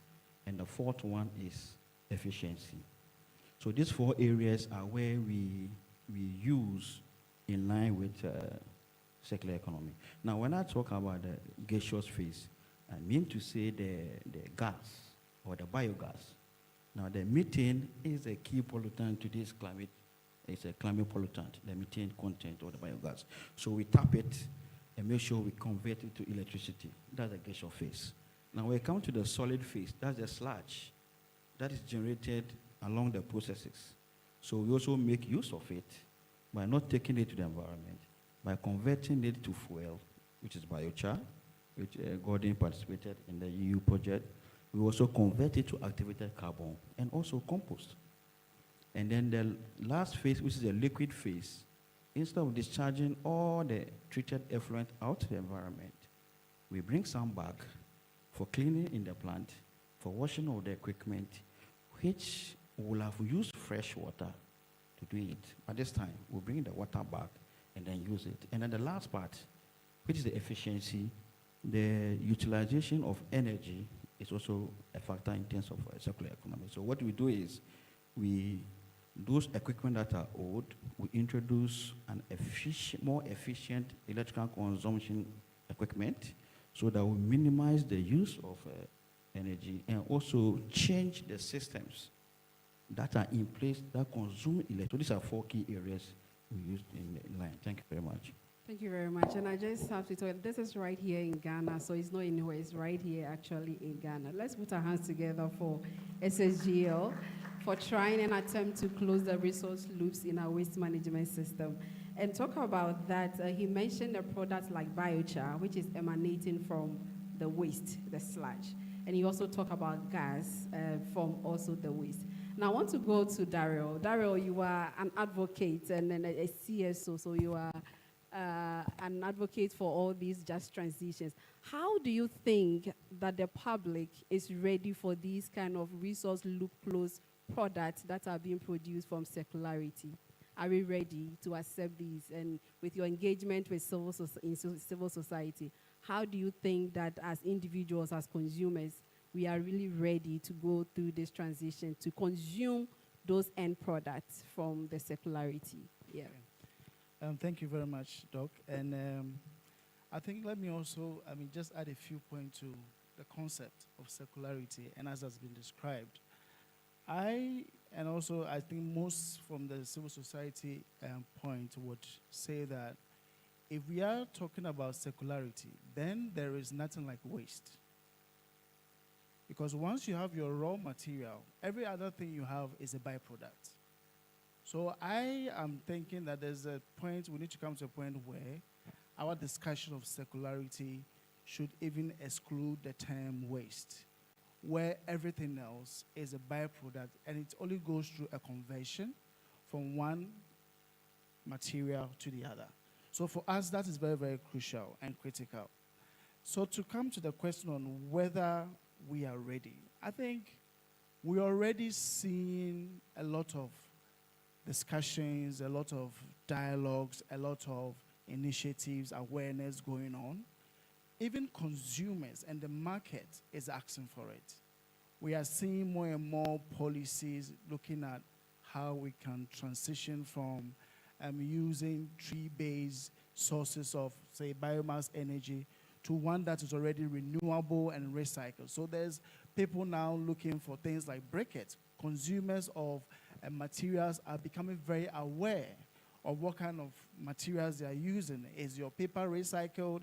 I've seen companies who actually reach out to you and said, can you help me get recycled paper for a stationary use in the office? So it tells you that there is a demand. We have countries and also, I would say, several organizations moving away and even several business models coming out to demonstrate that there is a need for a commodity of sustainability, of something that is circular, and it's becoming even a point where businesses and the financial systems are demanding that show us how your production value chain does not lead to waste. So with that, it tells you that there is an interest significantly in terms of awareness. People are aware, there's growing interest in it. Then there's also the business demand aspect of it, which is making it even more important. Additionally, what is even becoming more useful is the fact that government is rising up to the challenge, and they are now churning out some key policies. I can talk about the National Green Job Strategy government has published, and this is something that has been implemented by the Ministry of Employment as a result of the fact that they see a need for it. Ghana has undertaken a study on circular economy and the prospects for Ghana. It's also very important, and it tells you that policy shift is happening, and there's a demand, and we are seeing government trying to put in place an enabling environment for it. So clearly, the public is ready, society is ready, but I guess the question is, are we also ready with the kind of innovations and the technologies that will make us take off? I mean, you are hearing about the work that SSGL is doing. Probably lessons learned per your interactions with them to really transition to circular economy, and what can we learn as a country trying to also transition into this circular economy? Thank you very much, Dr. Onoma. I think you allude to my experience with the European Union, and in fact, it's because of our involvement in the wider APTIC project, and that project seeks to look at doing patient action where you are to scaling up circular economy and indeed, that's what we worked with SSGL to look at. That the project did. One of the key elements of the project, what the project did was to use the idea of industrial symbiosis. And if we remember our elementary science, symbiosis basically means two organisms mutually depending on each other for benefits. And therefore, in the case of the circular economy, particularly in the wastewater sector, we looked at finding an industry that would use the resource. And I like the way Darrell put it, that there's no waste. It's a byproduct economy. I'm reminded of Eric Zimmerman, 1955, who says that resources are not, they become. So, and under right conditions and all kinds of factors that they become. So, as far as circularity is concerned, we don't have what we call waste, but it's a byproduct, a raw material that fits into the other. So, in the sense of the industrial symbiosis, you are looking at connecting two industries where what comes out of the other that they do not desire is taken up by the other industry that uses as the resources in their production. And therefore, what happens then is that, other aspect has to do with mapping out the resource needs of the industries. And following from that, building up on what we call networks of symbiotic network, industrial symbiosis networks, where you are, again, deliberately making the attempt to match up the industries. Because, face it, Prof talked about it being not new, that individually whenever you use an equipment or an implement and it got broken down, you fixed it and you used it. But on a broader scale, it is not widespread in our country. And therefore, we have to be deliberate about creating the network of industries in that symbiotic relationship. So these are two things that I'd like to share. The third one that I'd like to share also is on investing in research and innovation in the area. Because when I talked about Zimmerman says researchers are not. But one of the key functions of an object that wasn't a resource becoming a resource is technology and innovation. And therefore, investing in technology that will allow us to harness the outputs or the waste into... Jump to you, Professor Korte. What do you think are some of the policy actions or imperatives that we could really drive on, like currently, even if we have like some policy directions that we can tap in our drive towards just transitions and then a circular economy? Thank you very much. We certainly need policies to drive this because it is reported that only 7.2% of our waste is recycled. Only 7.2%. That is very low, according to the European Environment Association. So we need to work on that. And for us, economic incentives are very necessary. If we can use taxes, that if you are recycling your waste, you are using recycling, you are avoiding waste, e-waste. Government can provide subsidies or tax reliefs, etc., for such companies. Or it could even tax you more. I mean, now everything you buy is put in plastic bags, although gradually the awareness is there. So economic incentives are one of the sure ways of doing this. Then making producers responsible, a law to ensure that producers environmental practices, life cycle practices that will ensure durability, repairability of products. We can sanction you based on existing legislation. Policies to promote consumer education.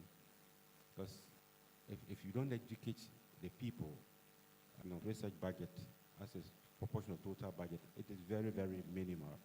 So in Africa, we need to promote more research in this area. Then networking itself. We need to network a lot. Academia, industry, CSOs have to network to promote this. There are many, many things we can talk about, but finally, the issue about data. whatever we do has to be data-driven. If government can support data generation, data analysis, that will inform its policies. I think that kind of policy will go a long way to help reduce this challenge with circularity. Thank you.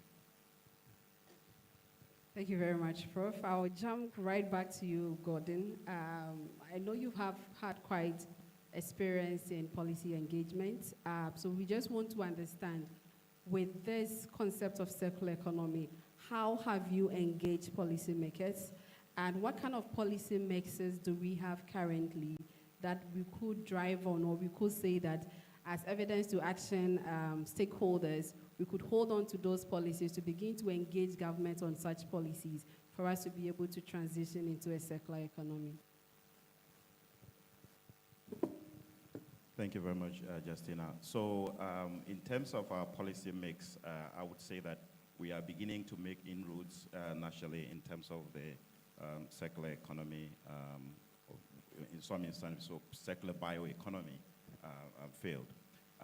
But I would like to talk about, for example, because Ahmed mentioned the energy, Ministry of Energy has the energy transition framework where we can look at how to plug in the biofuel component, particularly because the energy transition framework seeks to distribute efficient cook pots, and we rely a lot on biofuel in this country.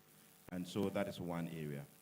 Our own mother ministry is working, of course, almost out with the circular economy framework. And so it has room for us. In fact, one of the things that we did in the project was to have engagement with the ministries directly to present them with the evidence of the project and provide them with policy recommendations that can be taken up into the policies. And so this is what I would like to talk about. But one of the key things that is important for uptake of innovations that are coming out of bioeconomy is regulation.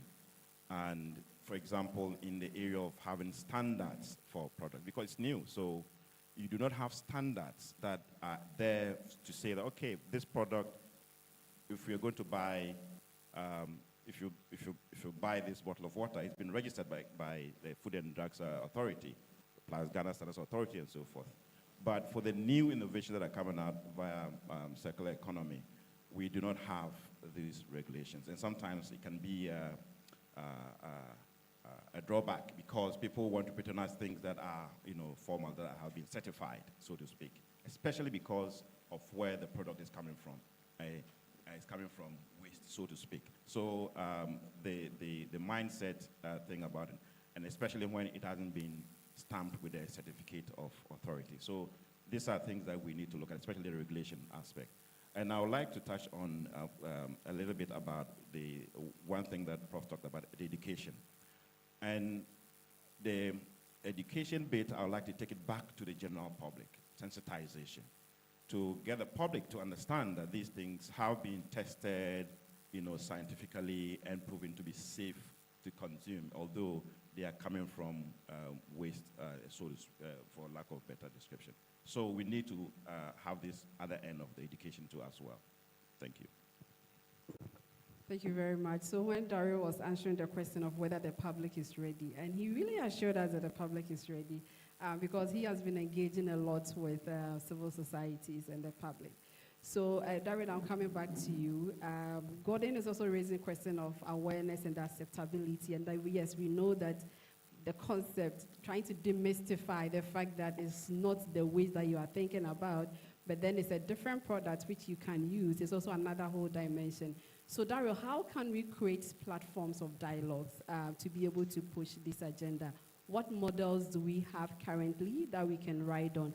And this may not just be like a case of Ghana. It could be like any applicable model from other countries of across Africa and even Europe that we could also adapt in this dialogue phase. Okay. Yes, so thank you. I think, yes, several opportunities exist.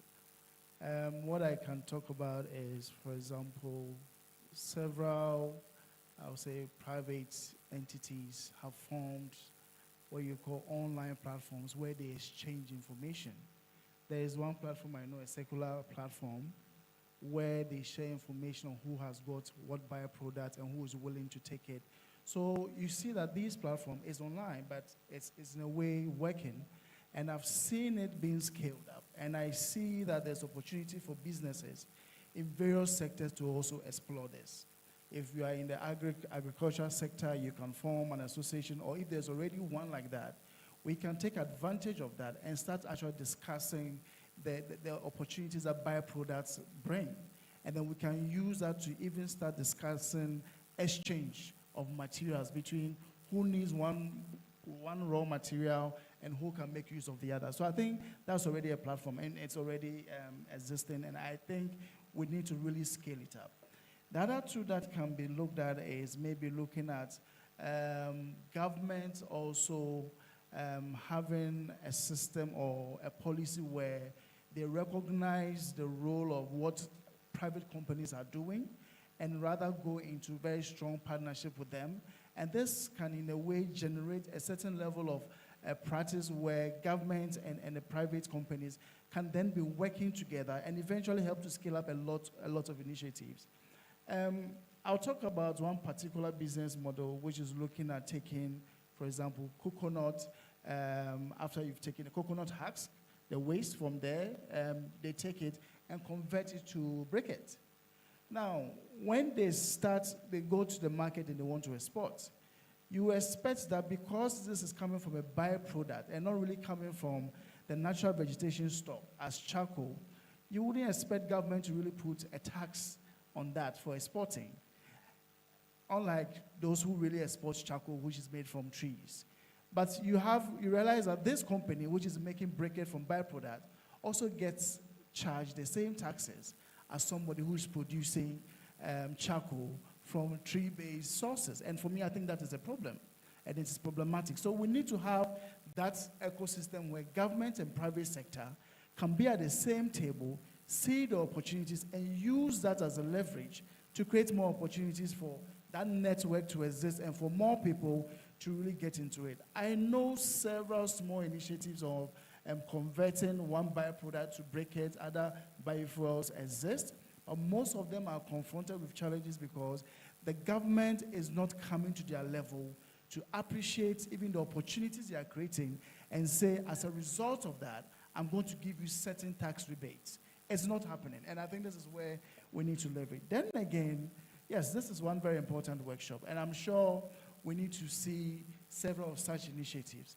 We need to have dedicated conferences to push the concept of circular economy. We need to push it at every level in the senior high schools, in the various NVTI trainings and all of that, so we can already pick it up strongly and start working with it. I have to say, we are talking about it formally, but for a long time, it had existed. There has been an exchange of materials between producers at some level, even at our community level. We've seen how cocoa farmers have turned their cocoa pods to fertilizer. Some have even turned it into also briquettes. They are using it. So there's some level of already interest, and people are making use of it. But it's about time we start organizing these platforms and making sure that they do need it.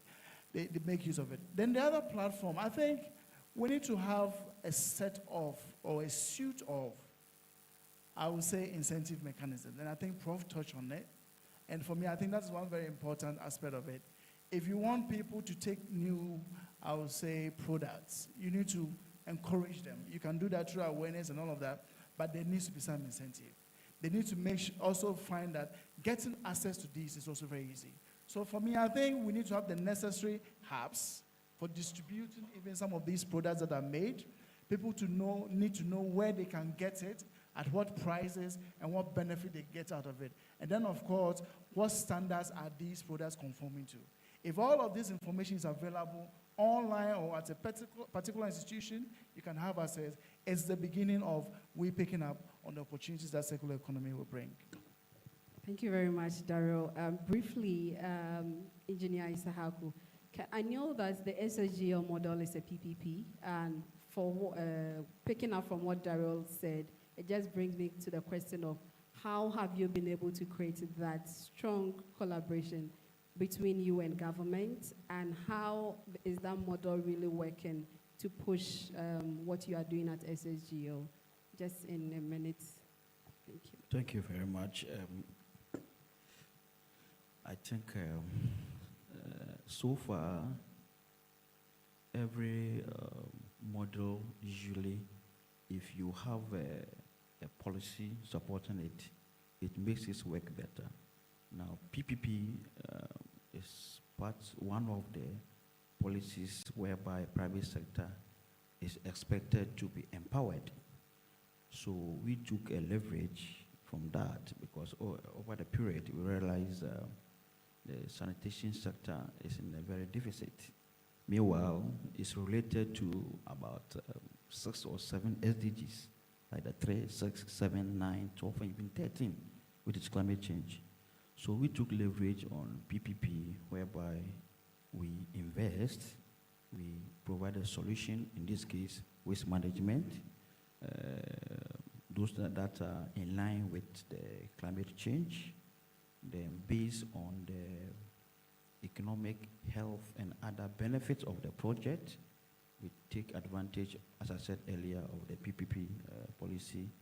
Then through the local government or the appropriate ministry, then we justify why it has to be supported, and we get everything. However, in doing this, we do collaborations with institutions, research institutions, suppliers, partners,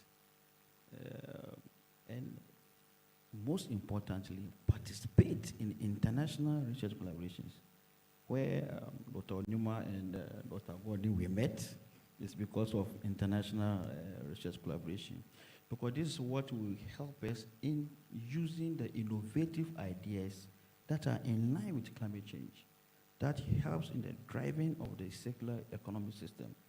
Until we participated in this international research, there's so many loops in our system, but you can confirm now, because of the participation and collaboration, the innovative ideas we have gotten, the people who have had interaction with the suppliers we have met, we have improved our system, and it's not in line with this thing. Thank you. Thank you very much. Let's put our hands together for the panel. And yes, the moderator keeps prompting me that my time is up. But then, yes, we have time for some questions. We can have about 3, 5, yes. We'll have about 3 to 5 questions. Then we can come back to the panelists to respond to the question and give us their final closing remarks. So please, if you have any question, can you put your hand up? And then we'll call you. Please, there's a hand here. Can you take the microphone to him? Please, any other, so that I can begin to count my questions before my time. Yes, there are, yes, 2 there. Thank you.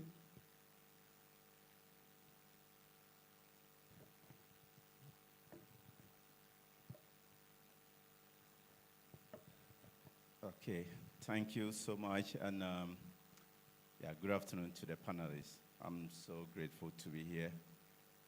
Yeah, I like the points that we've made, especially the fact that when we talk about, byproduct, we wouldn't talk about waste, but rather we'll talk about, what is it? Resource. Zimmerman indeed made mention of that. Resources are not, they become. And so you see an opportunity in there. My question here is, given the context of green economy, blue economy, and now we are talking about circular economy, which I see it as a subset of either green or blue. In the midst of what we see in terms of mining in Ghana, what opportunities are there to ensure that we actually have sanity in our mining landscape using the circular economy approach? Thank you. Yeah, there's a hand here. Okay.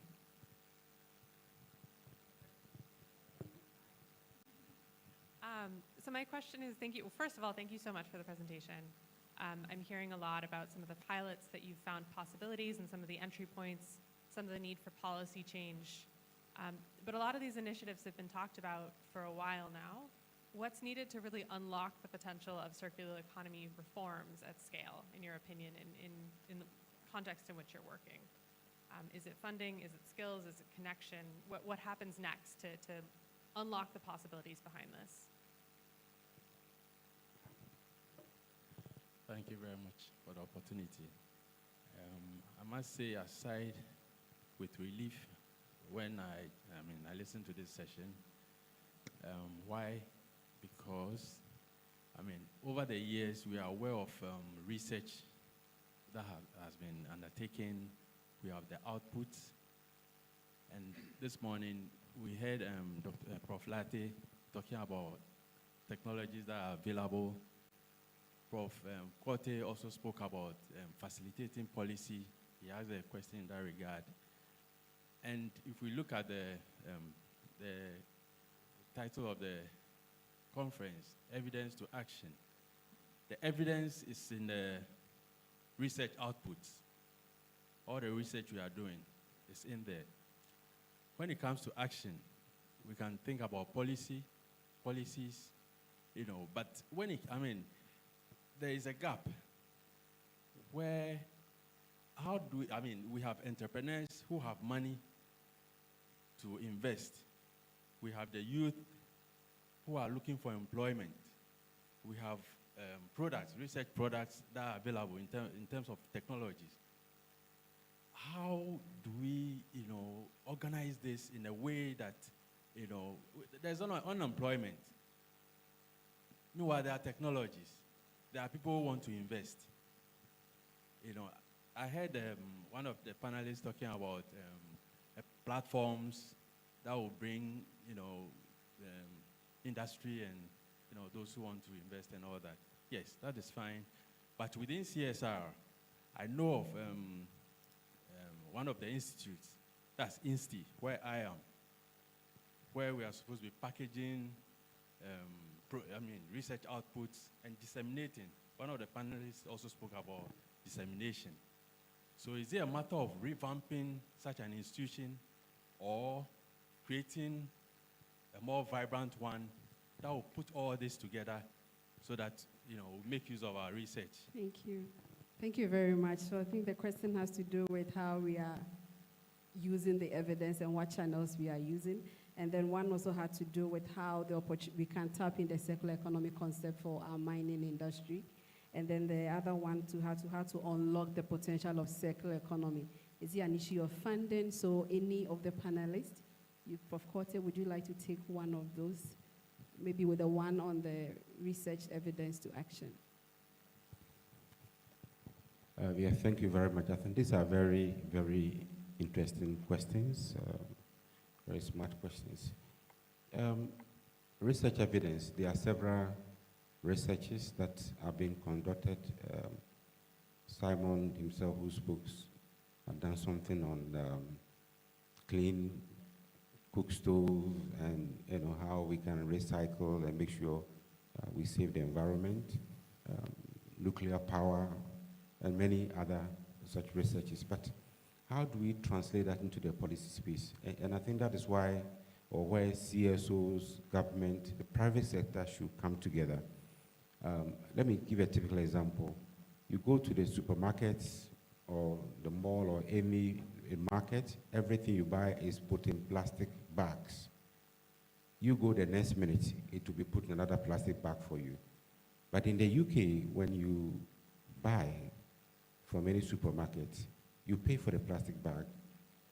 So next time you're going, you keep it and then reuse the plastic bag.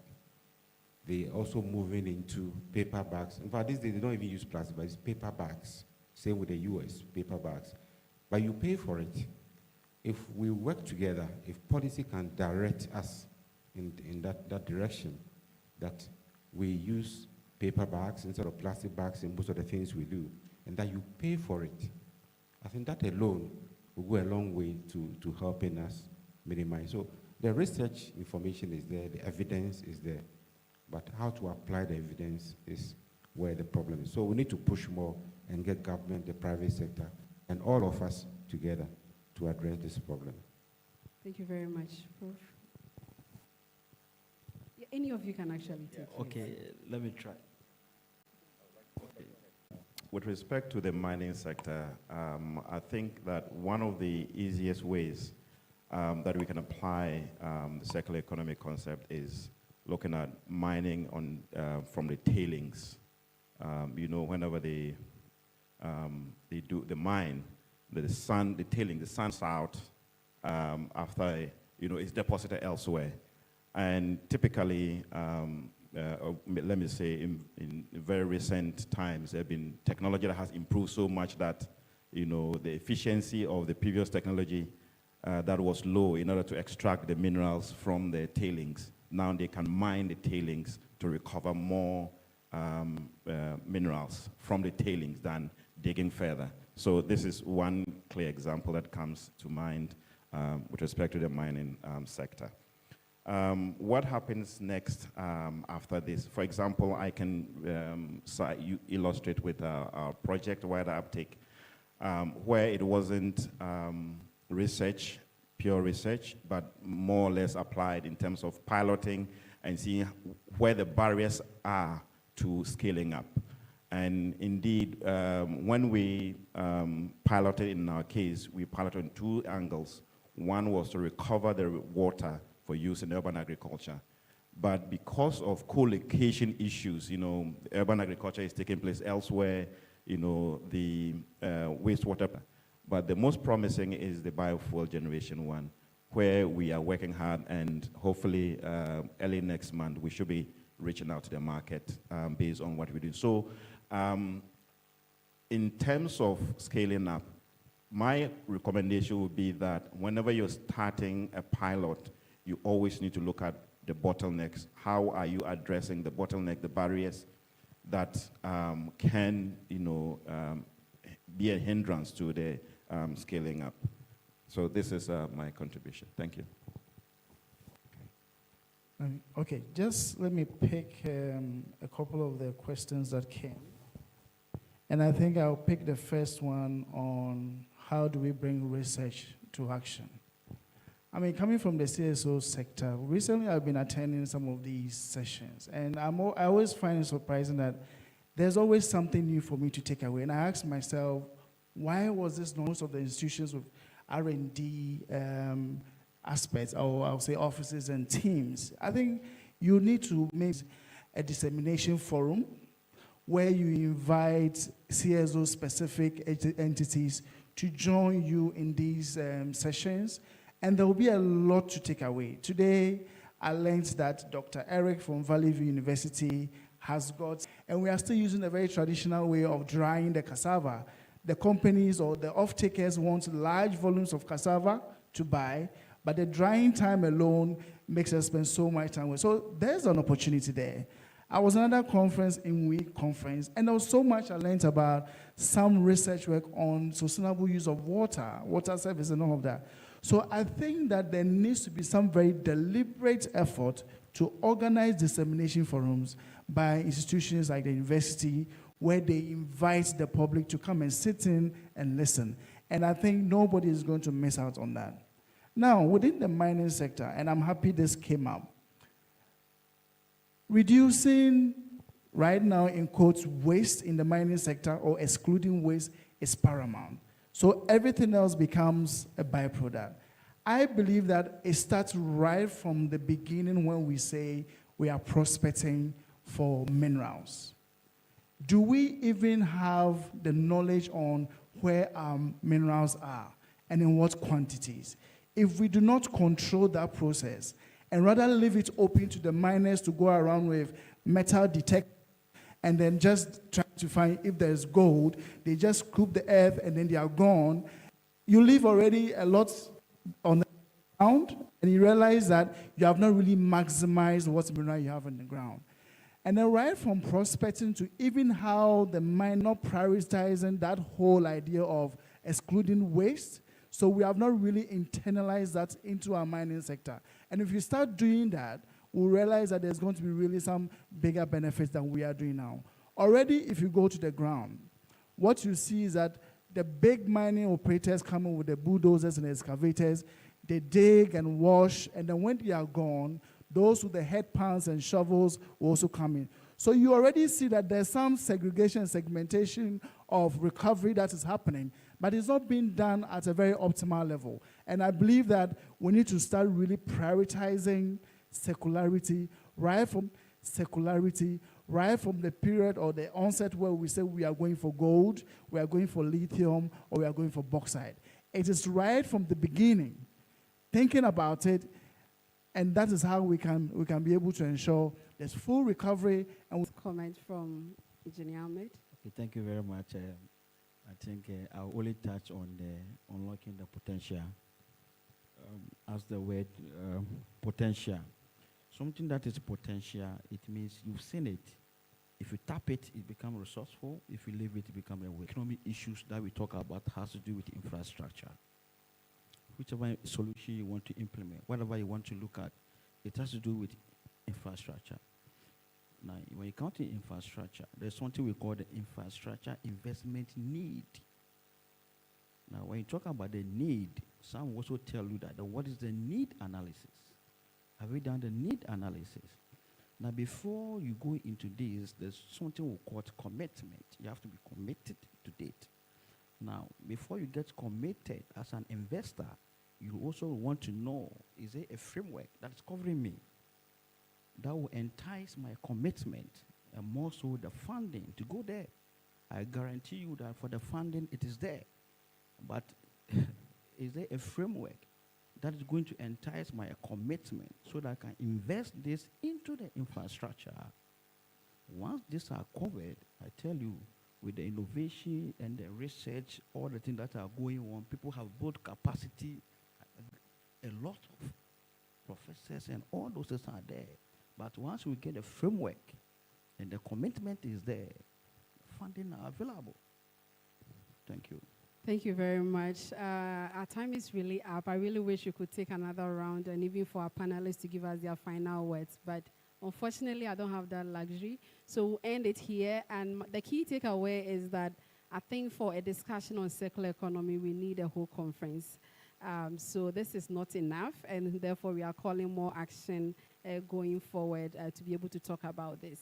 And one thing that I also realized from the discussion is that hopefully the next Evidence to Action conference will all be provided with water bottles where we will refill our water, because the amount of plastic bottles that we have generated from this conference, you have no idea. I think I drink about 4 bottles here in a day, just me, and I've been here for 5 days. So, yes, so the next Evidence to Action conference, we are having water bottles that we can refuel at a point. Thank you all very much, and thank you, our esteemed panelists, for such an engaging session.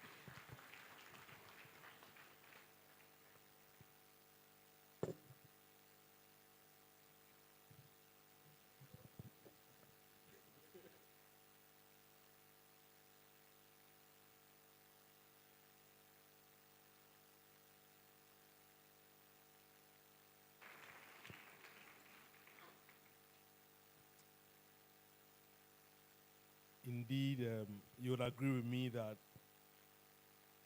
we need to be mindful of having this circular economy running, especially with our everyday things that we do. Not trying to, make wastes when we don't have to make them. Rather, making do with the byproducts of whatever it is that we are handling. I'm here to add up to the exhaustive layer of protocol that has been established since we began this conference. And it is to add that we have the minister, the MP for this area in our midst. And I'd like to briefly introduce her. She is Honorable Lydia Seyram Al-Hassan. She is the current Minister for Sanitation and Water Resources in the Republic of Ghana. The Honorable Member of Parliament for the Ayawaso West Wogon constituency here in the Greater Accra region. Before her appointment as a Cabinet Minister, she served as a member of the Mines and Energy Committee as well as the Health Committee in Parliament. Honorable Lydia Seyram Al-Hassan holds an MBA in Marketing from the University of Ghana Business School and a Bachelor of Administration from the Ghana Institute of Management and Public Administration, GIMPA. In addition, she's an entrepreneur who possesses a high-level understanding of the policies and regulations of Ghana's medical supply chain and pharmaceutical industry. She was the vice chair of the Pharmaceutical Importers and Wholesalers Association of Ghana from 2016 to 2019, and an executive member of the Chamber of Pharmacy. Honorable Lydia Sarah Malhassan, and she is affectionately called Ma Lydia. Ma Lydia. Let's welcome Ma Lydia. Please, we would like to welcome you upstage. Please have your seat. Instead of going the usual way of closing the conference, we would have a short panel to do so. And I'd like to invite Dr. Amayao to introduce the rest of the panelists who would help us to close the conference and then also lead us in giving gifts to some distinguished people. So, Dr. Amayao.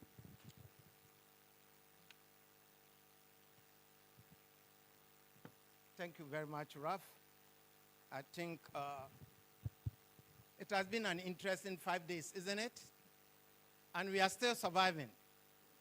We haven't given up, have we? Should we add the weekend to it? Good, good. We are so happy to be here and have the Honorable Minister here. To join her in the closing session, we will call the Pro-Vice Chancellor of the university, Professor Phyllis Asante, to join us. I think he is the Assistant Sub-Chief. Is it Assistant Sub-Chief? He's not no, he's Assistant Parliament Chief. Yes. Then we will call the Sub-Chief, Professor Peter Korte, who is the Sub-Chief and also the host of this conference. Let's clap for him. I think he has been a good host, isn't it?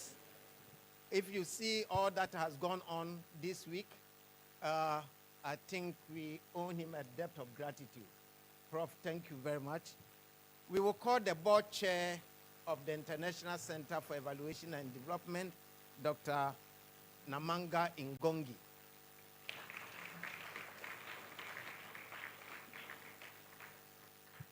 We have an Honorable Al-Hassan, who is coming from the Horn of Africa. I think most Ghanaians have heard about Somalia. If you haven't seen somebody from Somalia before, he is here today. So we will call Honorable Muhammad Al-Hassan to come and join us. He's a good friend, and he and his team have attended different E2A to join us. The way we are going, all of them have been with us, and before we give the podium to the Honorable Minister, we would like them to give a special remark, closing remark, to thank and to share their impression about it. And then after that, we will give the podium to the Honorable Minister to officially close the ceremony. And after that, we have some special people we want to recognize. So we will recognize those who have contributed. As we said, this is the 7th E2A. This conference started in 2017 and is still going strong. And we would like to recognize all those who have worked with us for the past 7 years and institutions that have supported us. So without much ado, I would like to invite Professor Peter Korte to give a special remark. Then after that, yes, you can do it from your seat. It's more of a special session. After that, the board chair will do it. Then the minister from Somalia will do it. Then the Pro-VC, who is the sub-parliament chief, will do it. And then we will invite the minister. Thank you very much. Thank you so much. Thanks to all of you. I think it's been a wonderful conference, and I wish we could do this again and again and again. You don't often go to conferences when on the last day you find so many people in the room. Most often you find a third. The rest have gone on shopping and doing all other things. But it tells you how important and how committed you are to what we have been discussing so far. The collaboration between ISA, AIST, Feed the Future, and all the other supporters has been excellent. And I think they deserve a round of applause. I am super excited and grateful for everybody that has made this happen, right from the planning committee to everybody. I mean, I can't mention names. I think it's been I look forward to the next E2A conference, and I think we're going to make it bigger and better. And finally, let me thank our MP for making time to join us this afternoon. It's a busy campaign season, and for you to get your MP to come to your event, that means you are very special. So, Madam, we thank you so much, and thank you.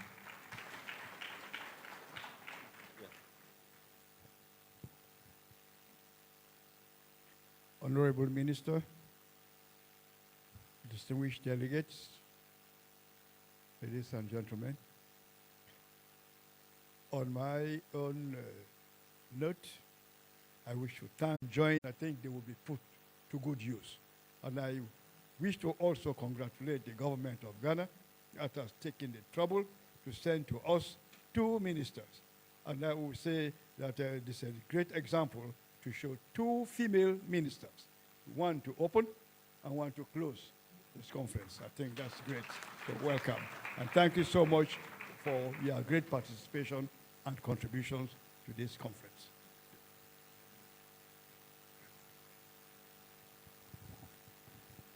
Good afternoon, Honorable Minister, all protocol observed, ladies and gentlemen.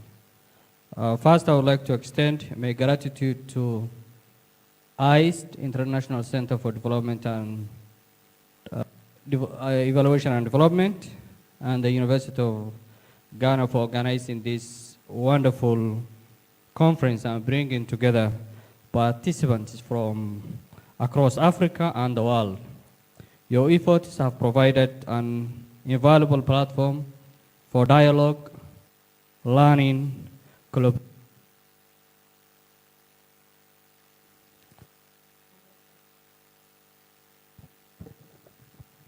Over the past day, we have engaged in critical discussions on resilience and climate adaptation.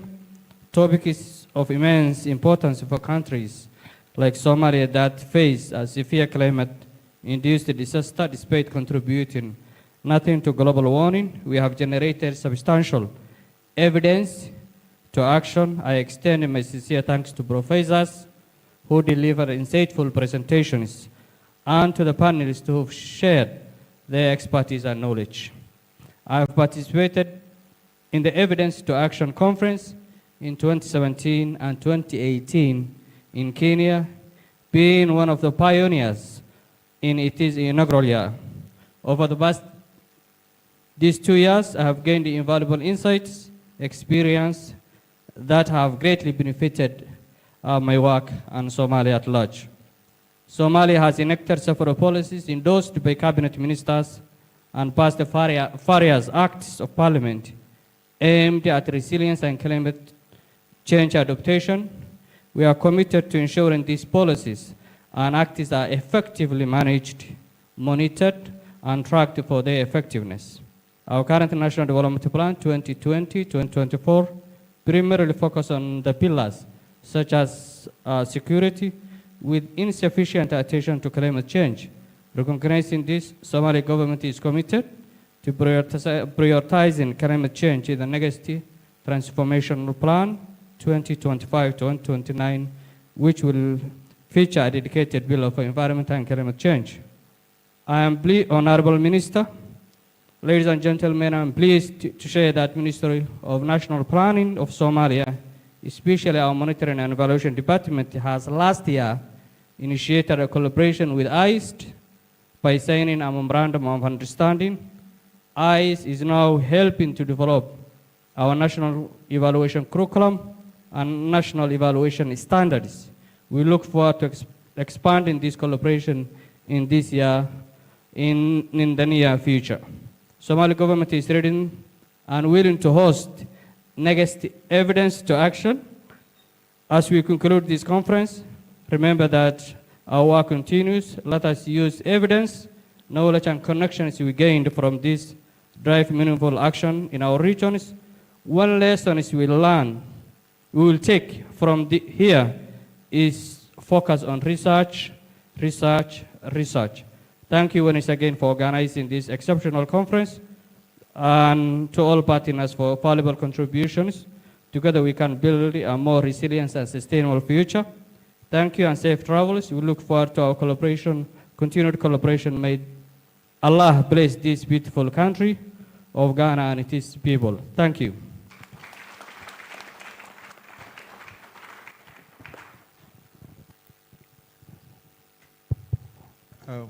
Honorable Minister, all protocol observed. David, I was wondering why I'm the last but one to speak. All the things I had in my mind, I'm associated with ISA. My director for ISA has said it. I'm associated with ICE. The board chair has said it. So after looking at this, I seem I have to represent the university now. So on behalf of the university, and you are a faculty of ISA, we thank you for organizing such a forum. The university launched a strategic plan and research strategy about a week ago. This will come effective 1st August. With a strategic plan, impactful research is one of our priority areas, and engagement with stakeholders is also one. So for our new strategic plan, at least, David, what you are doing is addressing 2 of the key strategic areas. Congratulations. With the research priority areas, we have 7. And climate change stands out clearly, transdisciplinary research into climate change. We also have development policy, poverty monitoring evaluation, and this is clearly taken. The others, I can see a little in what you've done. So out of the 7 research priorities coming effective 1st August, at least 2 are clearly visible in this. So congratulations. At least now when your documents come up, we know that you are taking the box. And congratulations to ISA for hosting this. I mean, 2017, I was then I'm still in ISA. I was then running ISA, and we started this. And I'm happy that you've been able, with support from ISA, continue with this. I know, irrespective of the country that you go, ISA is there 100%, and I think that is a plus for ISA, and I'm sure it's ISA who is also supporting itself. So, Director, now I know where the money is. Yes, so, and for colleagues and participants, thank you for making time for this. As it was said by a gentleman from civil society, we need to do this often. We are ready to do it, but as to whether civil society will come is also another thing. But since you've given us the assurance that this is an area that you are interested, we in management will encourage units to be organizing such sessions. So once again, congratulations to ICID, and for the audience, thank you so much for making time this past 5 days. Thank you.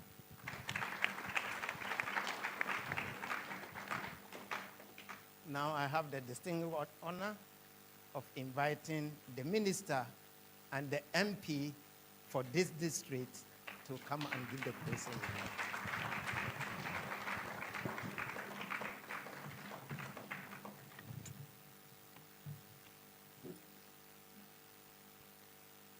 Mr. Chairman, Pro Vice Chancellor of Legon, Director of ISA, Board Chair of ICID, Chief Economics of USAID, President of ICED,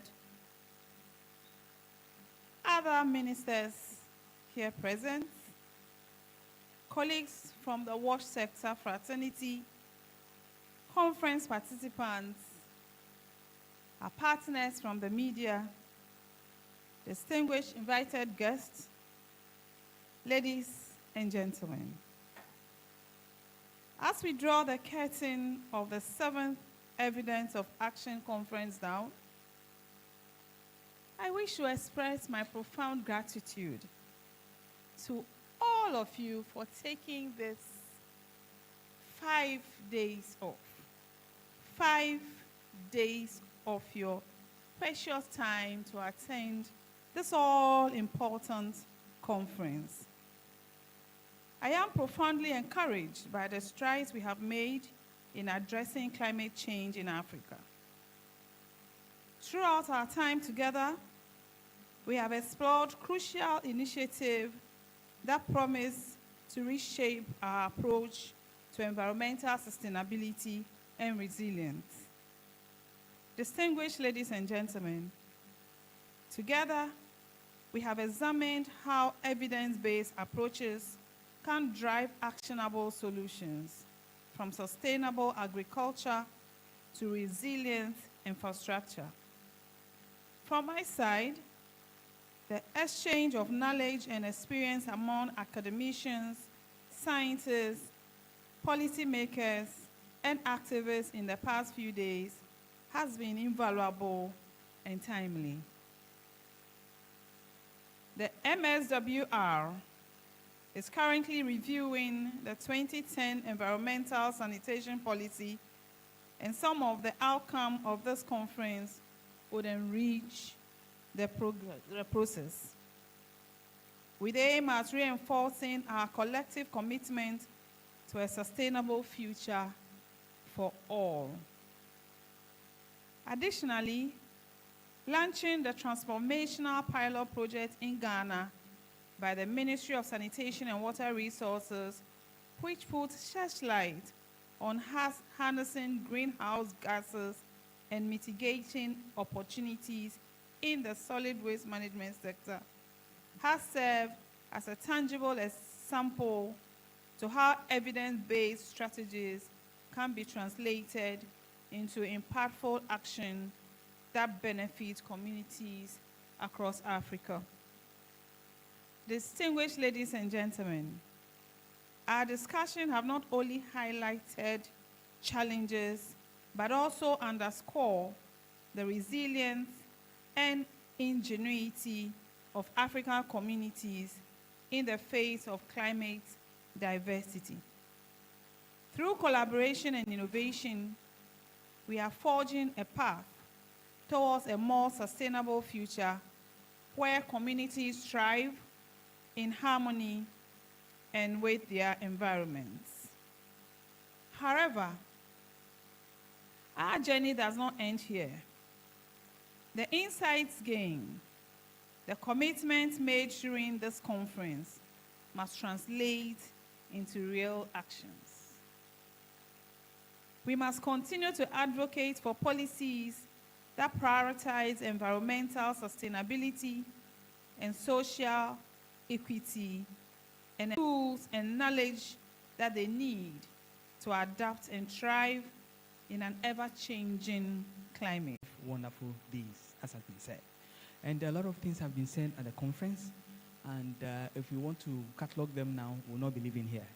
So we'll put all of them together in a report, a comprehensive report, which we are going to share with every participant and with every institution or stakeholder. But let me just summarize what has been done or what has come out, the action points and the proposed actions that are supposed to be taken in this conference. So the key points, are critical issues today as we face the challenges of a changing climate. Therefore, there is a need to increase utilization of evidence-based research to protect our communities, environment, and the future. Then it also came out clearly that adaptation efforts must have grassroots and community focus or base. This way, communities can be empowered to actively participate in creating frameworks for climate change adaptation rather than merely receiving policies. Local leaders and civil society fully explored to serve the needs of the vulnerable. African researchers should be poised or encouraged to lead efforts to solve problems using evidence to promote climate change adaptation. Now, inadequate inclusion or inclusive, it should include underserved in society, such as the disabled, women, and the youth, who are all working in climate change adaptation to ensure acceptance of the climate change adaptation strategies be communicated in African countries. Development planning in African countries should be based on evidence. Planning must be intentional and well-structured. In addition, the knowledge gathered should be communicated to policymakers for effective planning. Inadequate collaborations or partnership between researchers, policymakers, and other actors. And then we are saying that there should be increased collaboration among research institutions, governments, and civil society organizations to push the agenda of evidence-based decision-making towards the fight against the effects efficiency. Then we also gathered from the conference that resilience alone is insufficient. So farmers, researchers, donor partners, policymakers, journalists, youth groups, women, legislators, politicians, and all of us in this room must raise the awareness and outline comprehensive capacity building and strengthening and engagement plans to mitigate climate change involving collaboration across all sectors. Research has showed the importance of the role of politicians in stimulating or promoting adoption of new climate change adaptation strategies at the grassroots level. Members of parliament should be actively involved in the evidence-based about evaluation programs. We should not make evaluation only answer the question of how well did we do, but rather evaluation should answer the question. Much for your attention.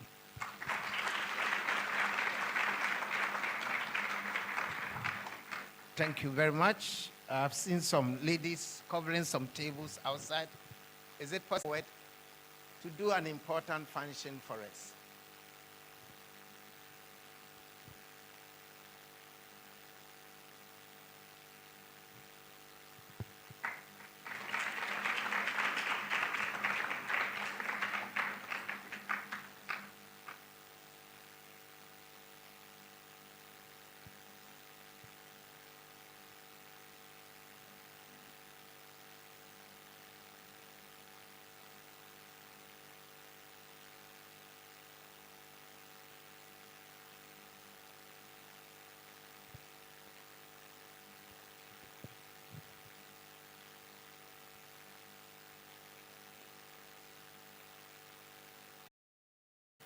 In 2017, how at a conference at Washington, D.C., the question was posed, why are we presenting Africa evidence in North America? And I said, I think that evidence to action should start in Africa. And some people have been behind it, and today I'm so happy that they are here. And we want to recognize, Professor Kote, if you can join me, the original initiators of the E2A. We would like to recognize Professor Michael Carter.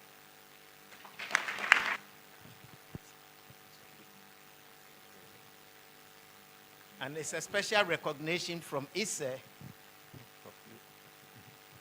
to Professor Michael Carter, not only bringing the idea for the past 7 years, he has been supporting this conference every year to the tune of about $30,000 for us to have this conference here.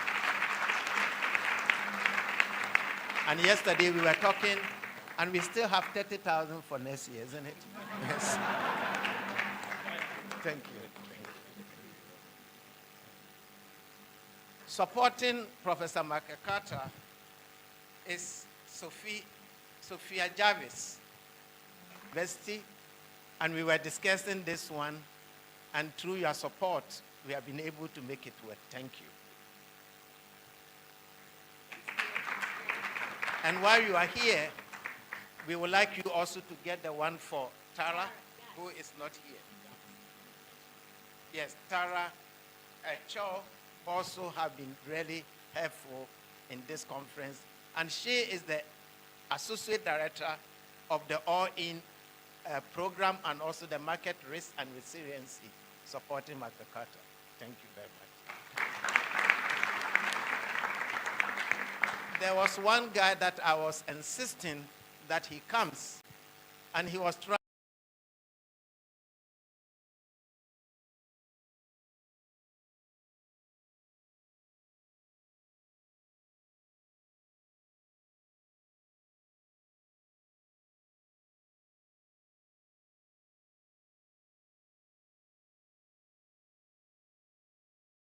to tell me, oh, David, you know,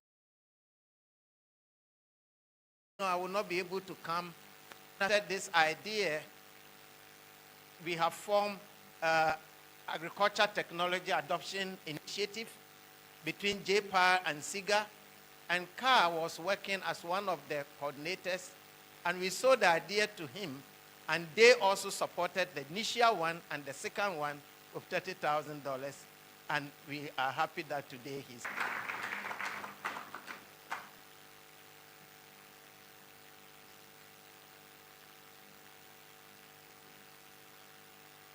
Another person who has been with us throughout the journey is our board chair, Uganda, Ethiopia, and he has fighting climate change, but he's here.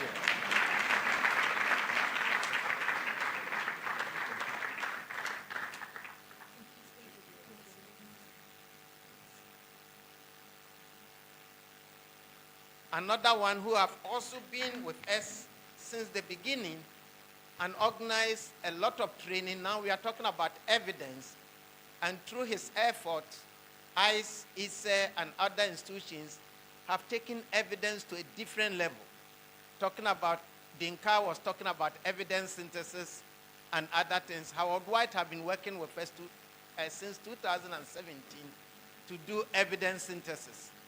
And even next week, he's staying behind to work with our whites.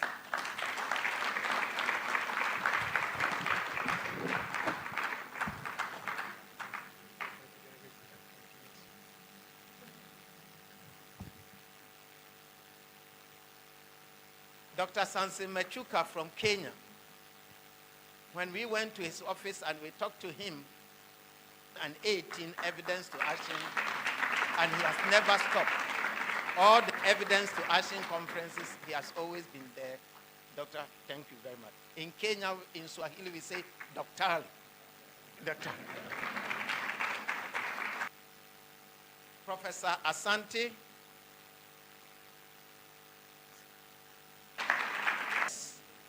And we did the second E2A here.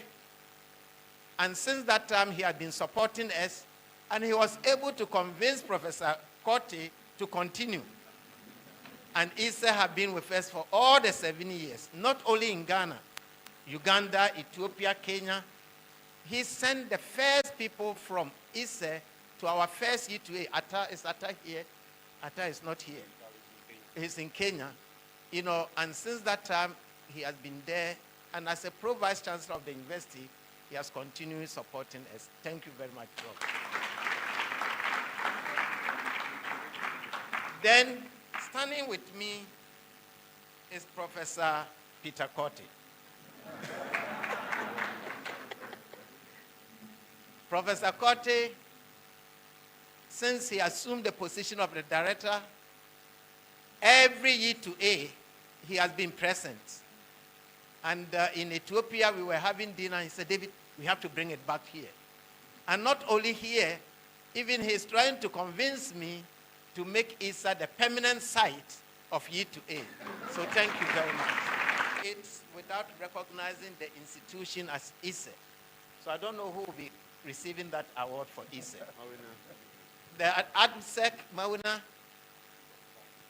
the Chief of Staff, we will need you here.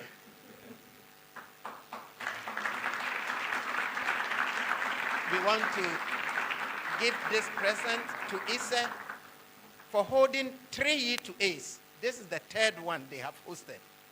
So on behalf of all partners of E2A, we give this award to ISE.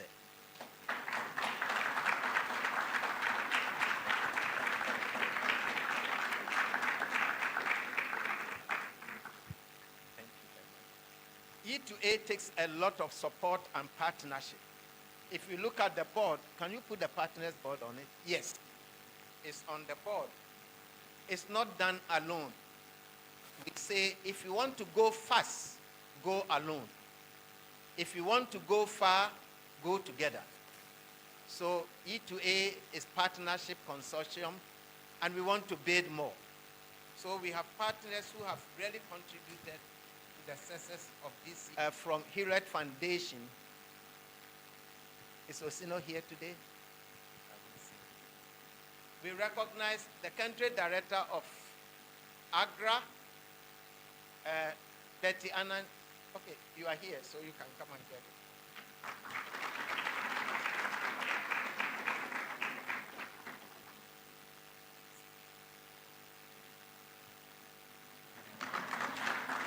We recognize AIR, American Institute of Research, Thomas.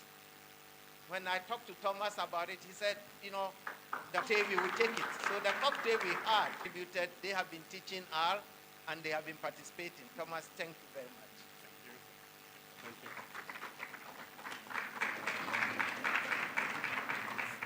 Archie from Innovation Lab for Horticulture Innovation Lab. If Archie is not here, Penina, can you come and get it on behalf of Archie?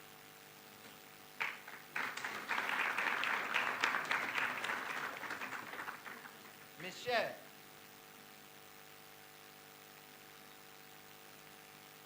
Michelle. UNICEF. UNICEF. UNICEF have been a supporter. They are not here. We recognize, as Muhammad was talking, since 2017, the government of Somalia have been attending E2A, and this year, even in Ghana, they are here. So Muhammad, can you come? Yes, for the past 8 years as the board chair of ICE. So Dr. Namanga, we want you to put this one on your table. And Professor Mark Carter. It's not all events that you will invite special distinguished people and they show their presence. Today, this morning, those who came here,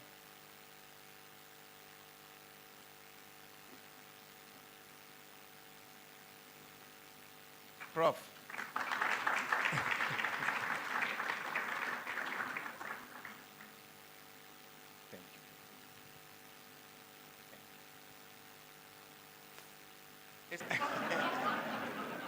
And we will give it to you next year.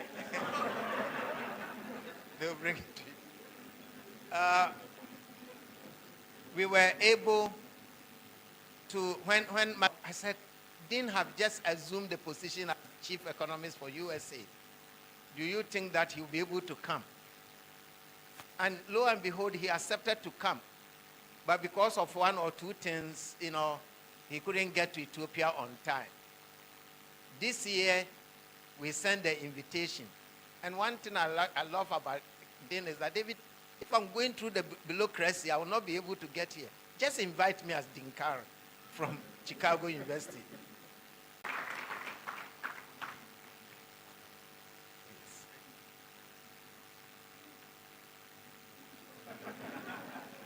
No, the one, because you are from ISA, we will not give you. And the voices to thank all of you for being here with us. Let me welcome Dr. Fora and Mr. Hassan. We want to say a big thank you. Thank you for being collaborative. We tried our best to coordinate the program just so we don't have any hitches. and we can testify to the fact that you've been very, very collaborative. And thank you. Let's give ourselves a round of applause. We would also like to thank our physical education instructor for taking us through all those exercises, and also Asan for making sure that we would be in the breakout rooms on time and be back on time. Thank you very much, Asan. Thank you, Dr. Fora, and thank you all once again. We are looking forward to another E2A. Oh, please wait. Okay. Another E2A next year, and it will be communicated to us. In the meantime, we would like to do some evaluations. So I'd like to invite Sarah and Bijou. Yes, so please, you can have your seats. Thank you so much. Oh, let's clap for them. Yeah,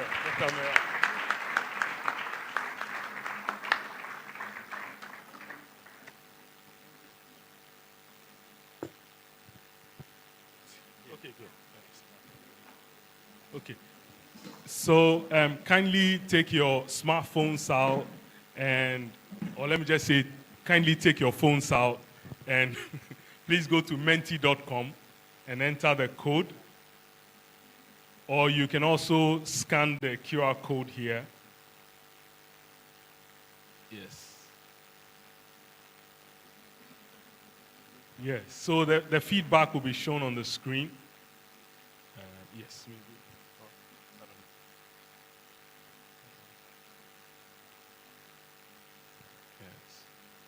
Yes. Do you have it?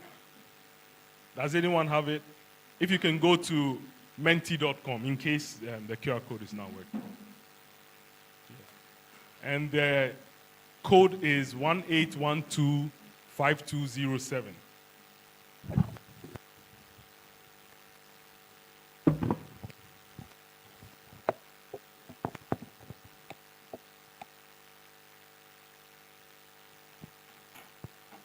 All right. Does anyone have it? Okay, good. Yeah. So we want to see the feedback. Let me also say that to have access to all the pictures that we're taking, kindly keep an eye on the ICED social media handles. All the pictures will be shared there. And in order to promote the local economy, please ensure that you patronize the exhibition points. They have some really nice cultural stuff, dresses, tops, etc., that you can pick on your way as souvenirs. So please patronize those. Okay, do we have anything coming up?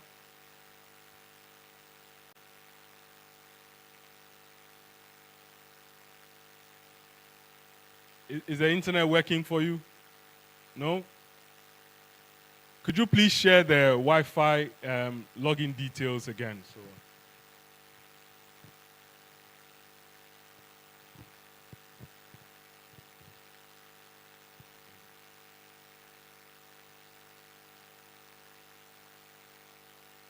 Okay.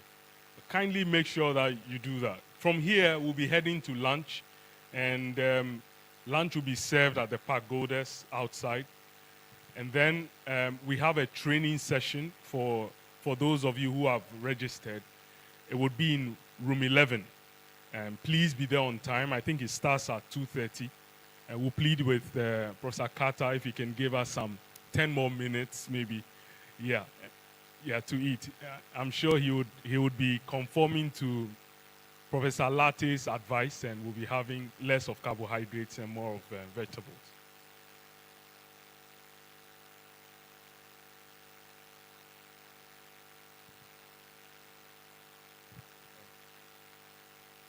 IT, please, we're waiting for you. Anything coming? No? Not yet? Okay. Yeah.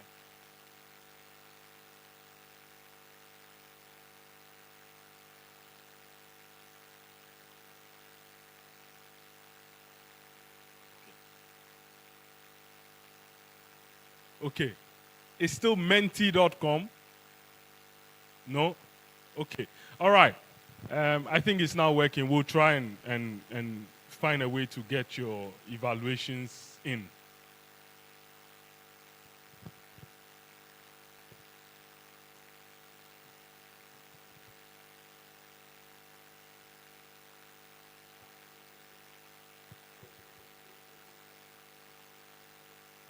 All right, thank you. I hear there are quite a number of questions and people are taking their time to answer them. And so please do the evaluation, but in the meantime, the conference is closed. We'll go out and have our lunch, after which those who registered for the training session with Professor Carter will go to room 11. Thank you all very much. Have a wonderful rest of the day. Last minute announcement.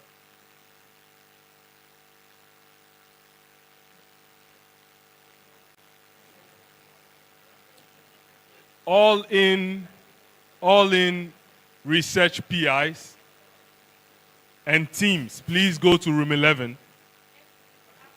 Yeah, after lunch, room 11. So room 11 for all the PIs. Thank you.